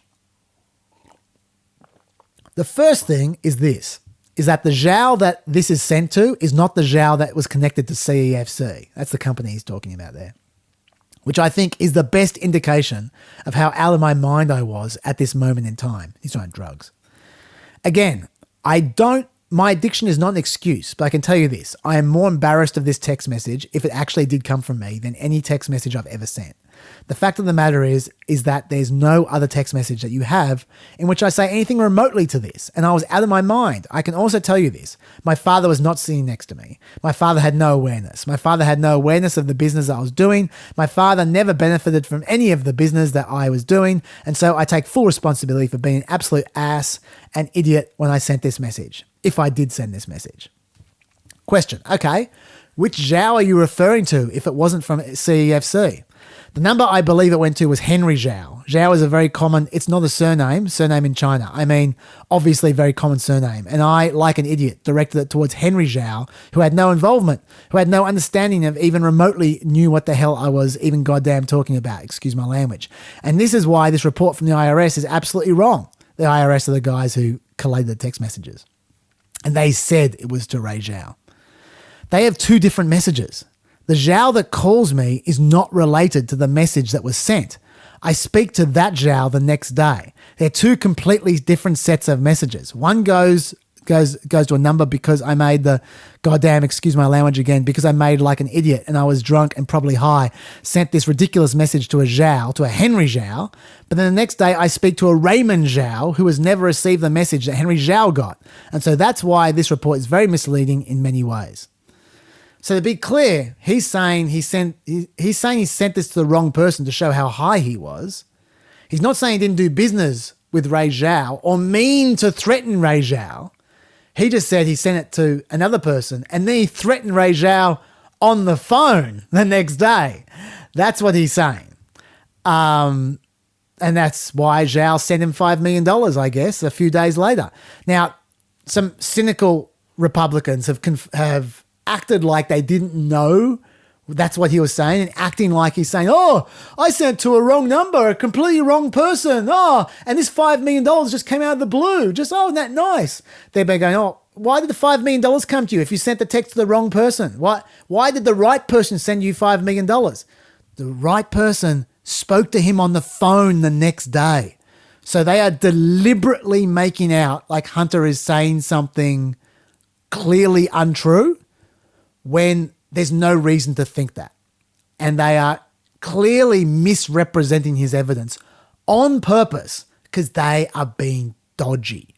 So once again, this checks out as far as I'm concerned as well. Now, you might have an issue with him threatening Ray Zhao for $5 million and trying to tie Joe Biden into it somehow.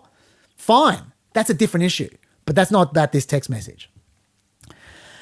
Okay, Hunter on writing and recommendation. Oh yeah, Joe Biden wrote a recommendation for Jonathan Lee's son to go to college. And so there's, oh yeah, this is a favor for Jonathan Lee, who was a business partner of Hunter Biden's from China, right?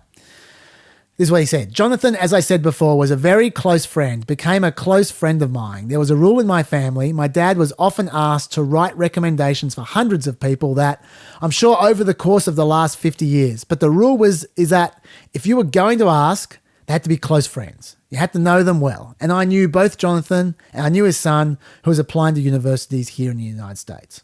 Okay, so it sounds like he's saying this had nothing to Joe Biden. He's just doing a favor for a friend. This is the kind of favor I did for friends, all kinds of friends, not just business partners, just friends. You can buy that. You cannot. That's you make your own judgment on that, whether that's legit or not. Hunter on the speakerphone calls. You know how he had 20 calls where business people rang up? So where Joe Biden rang up and he put them on speakerphone in front of his business partners? This is what he says about that. Devon, I think, what did he testify? That over the course of our 10-year relationship, I was maybe 10 or 20 times that he can remember. He can't recall the specific times I put my dad on speakerphone when I was at a dinner or at a social event. So that means over the course of 10 years, twice a year, my dad would call me and I would be in the middle of a dinner and I would always answer his call. I would always answer his call based upon my life's experience. And you're telling me, so 2 times a year over the course of 10 years, maybe more, or 15 years with Devon Archer? Yeah, that probably did happen. Yeah, that probably did happen. I'm surprised my dad hasn't called me right now. And if he did, I would put him on speakerphone to say hi to you and to Congressman Raskin and everyone else in the room. Look, he does make the point that's it's not many times over 10 years. That's a fair point he makes. And like I said at the time, we don't know what Joe Biden said. I think at worst, this is Hunter big-noting himself and trying to use Joe Biden and Joe Biden allowing himself to be used. I don't think it's out and out corruption, but you can make your own judgment. That's what Hunter had to say. Hunter on the 2 Cafe Milano dinners. He had Cafe Milano dinners where he had business partners turn up and Joe Biden turn up.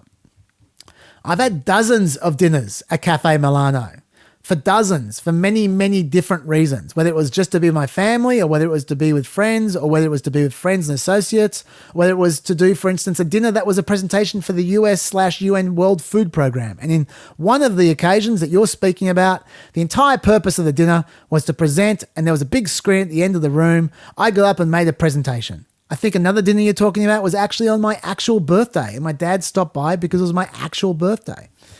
We talked about this a lot in the Hunter Biden special.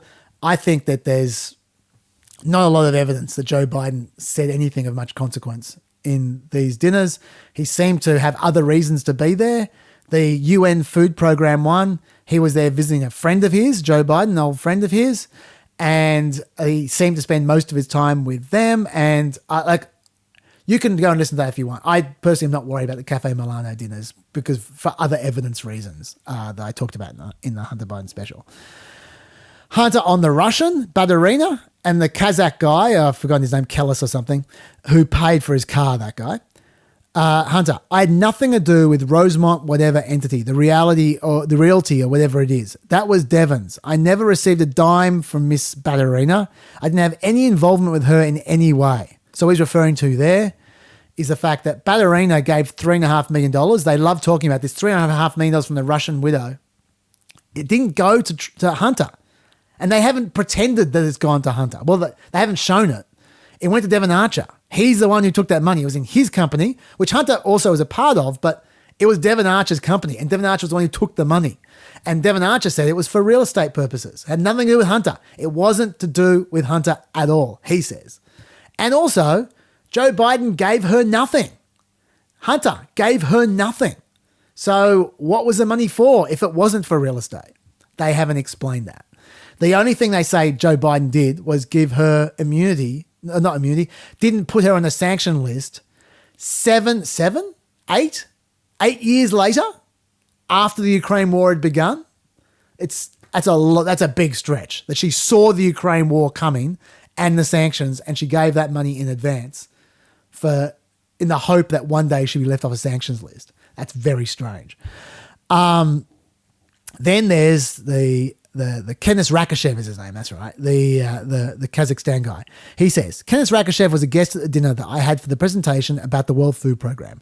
My dad stopped by. I never did anything on behalf of Kenes Rakashev or asked anyone else to do anything on behalf of Kenes Rakashev. Well, that's not true. That's a lie, because he tried to get Joe Biden to make Kenes Rakashev the UN Secretary General, and Joe Biden didn't bite. So maybe Hunter was trying to be corrupt there, but he didn't pull it off. At least Joe Biden isn't involved at the very least. And as for the car, he also said that the Devon Archer bought him the car. That's not true. Kenes Rakashev gave Devon Archer a exact sum of money that Devon Archer then spent exactly on a car for Hunter Biden. So there is something funny going on there, and I don't know what it is. I don't believe what Hunter Biden said. It doesn't prove anything for Joe Biden, but what Hunter Biden said there, I do not believe, for the record. Hunter on being picked for the Burisma board despite having no experience. I would like you to understand what a board is. If you look at any board, most boards do not pick board members that are necessarily members of the particular industry in which they are in. What they do is they pull from different areas in which there is a need. They didn't need anyone to tell them about how to drill natural gas. What they needed someone to do is to be able to help them with oversight and accountability and to do corporate governance. And to be the son of the vice president. I find that incredibly unconvincing what Hunter said then. Let's face it, it's access. They're paying for access, like happens all the time with everyone and family members and friends of presidents and vice presidents all the time. This does not implicate Joe Biden. It just means Hunter is a skis. And yeah, I don't believe him there either. And Hunter on making a call to DC to call his dad to have Shokin sacked to relieve the pressure. The one thing also to make absolutely clear, this was just before Biden went overseas, by the way, to start the process of sacking Shokin. They said, the Republicans said, that a couple of days beforehand, like 4 days beforehand, Hunter Biden said he was going to call DC to help relieve the pressure. That Burisma asked him to relieve the pressure. And he said he was going to call DC. Now, what I said on the Hunter Biden special is that, number one, this clearly wasn't about sacking Shokin, because the US had decided to sack Shokin months beforehand, and the trip to Ukraine to do that was organized months beforehand, not days beforehand. Secondly, the very day, hours after this call was made to DC, Hunter's business accountant in DC, Eric Schwerin, contacted the Biden's PR person, Kate Bedingfield, and asked her to get Biden to release as a statement some talking points that were going to help Burisma. So clearly this phone call, in my view, was about the talking points. trying to get those talking points happening. And then Joe Biden did not release those talking points. He released his own talking points that were completely different. So Joe Biden, once again, completely clean, if I'm right about this. But we don't know for a fact. That's just my guess. That's what the call was about. This is what Hunter Biden has to say. Number one, this is Devon talking about a call that I made to DC, and I never would have called, never did, my father, on behalf of Burisma with Vadim Pajarski to ask for anything. It never happened. Okay, who did you call? I don't have any idea whether the call ever took place. I have no recollection of a call. It was over 10 years ago in which I called DC. If I called DC, most likely I called back to my office. Most likely I called back to my wife. Most likely I called back to one of my daughters who were in high school. But that's who I would call. I wouldn't in any way ever, call my dad to get him to do something that is business, which I think it is made, clear by the evidence. And calling his daughter seems a bit cheeky for him to suggest. That's obviously not true, but he does include calling back to his office. That's Eric Schwerin. So I think this matches my theory on this. And it certainly doesn't give them any evidence about him calling his dad. The Republicans have jumped on him saying, I called my daughter, and going, oh yeah, as if, which that's a bit ridiculous. But once again, they're ignoring the obvious explanation to try and make it seem sus. And then finally, Hunter, on referring to my chairman, that at one point in time he referred to my chairman, and they said it was Joe Biden he was talking about. He said, Tony and James are talking to Zhang. I was talking to Ye, which is one of the conflicting things between us to begin with. That's the chairman I'm referring to. And then he said, now you have my answer under oath. I did not refer and never have referred to my father as chairman. There's some evidence for this, Remember that text I read out before, the one where he's talking to his dad? He said his dad was next to him. I'll just read a bit of that text out again, shall I? Tell the director I would like to resolve this now before it gets out of hand. And now means tonight. If I get a call or text from anyone involved in this other than you, Zhang, or the chairman, I will make certain that between the man sitting next to me and every person he knows and my ability to forever hold a grudge, you will regret not following direction. So he explicitly is not referring to Joe Biden as the chairman there. He's referring to Ye as the chairman, like he says elsewhere. So I believe him. And I think they should believe him because the evidence is clear.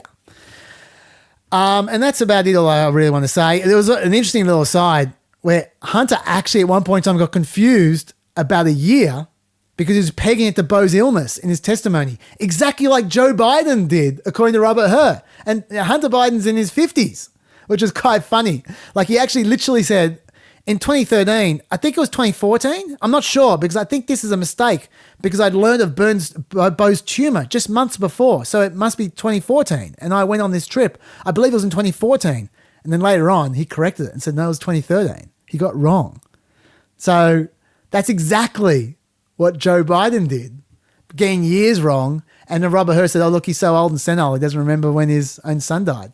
So that puts egg on my face because I said that, how could you forget that?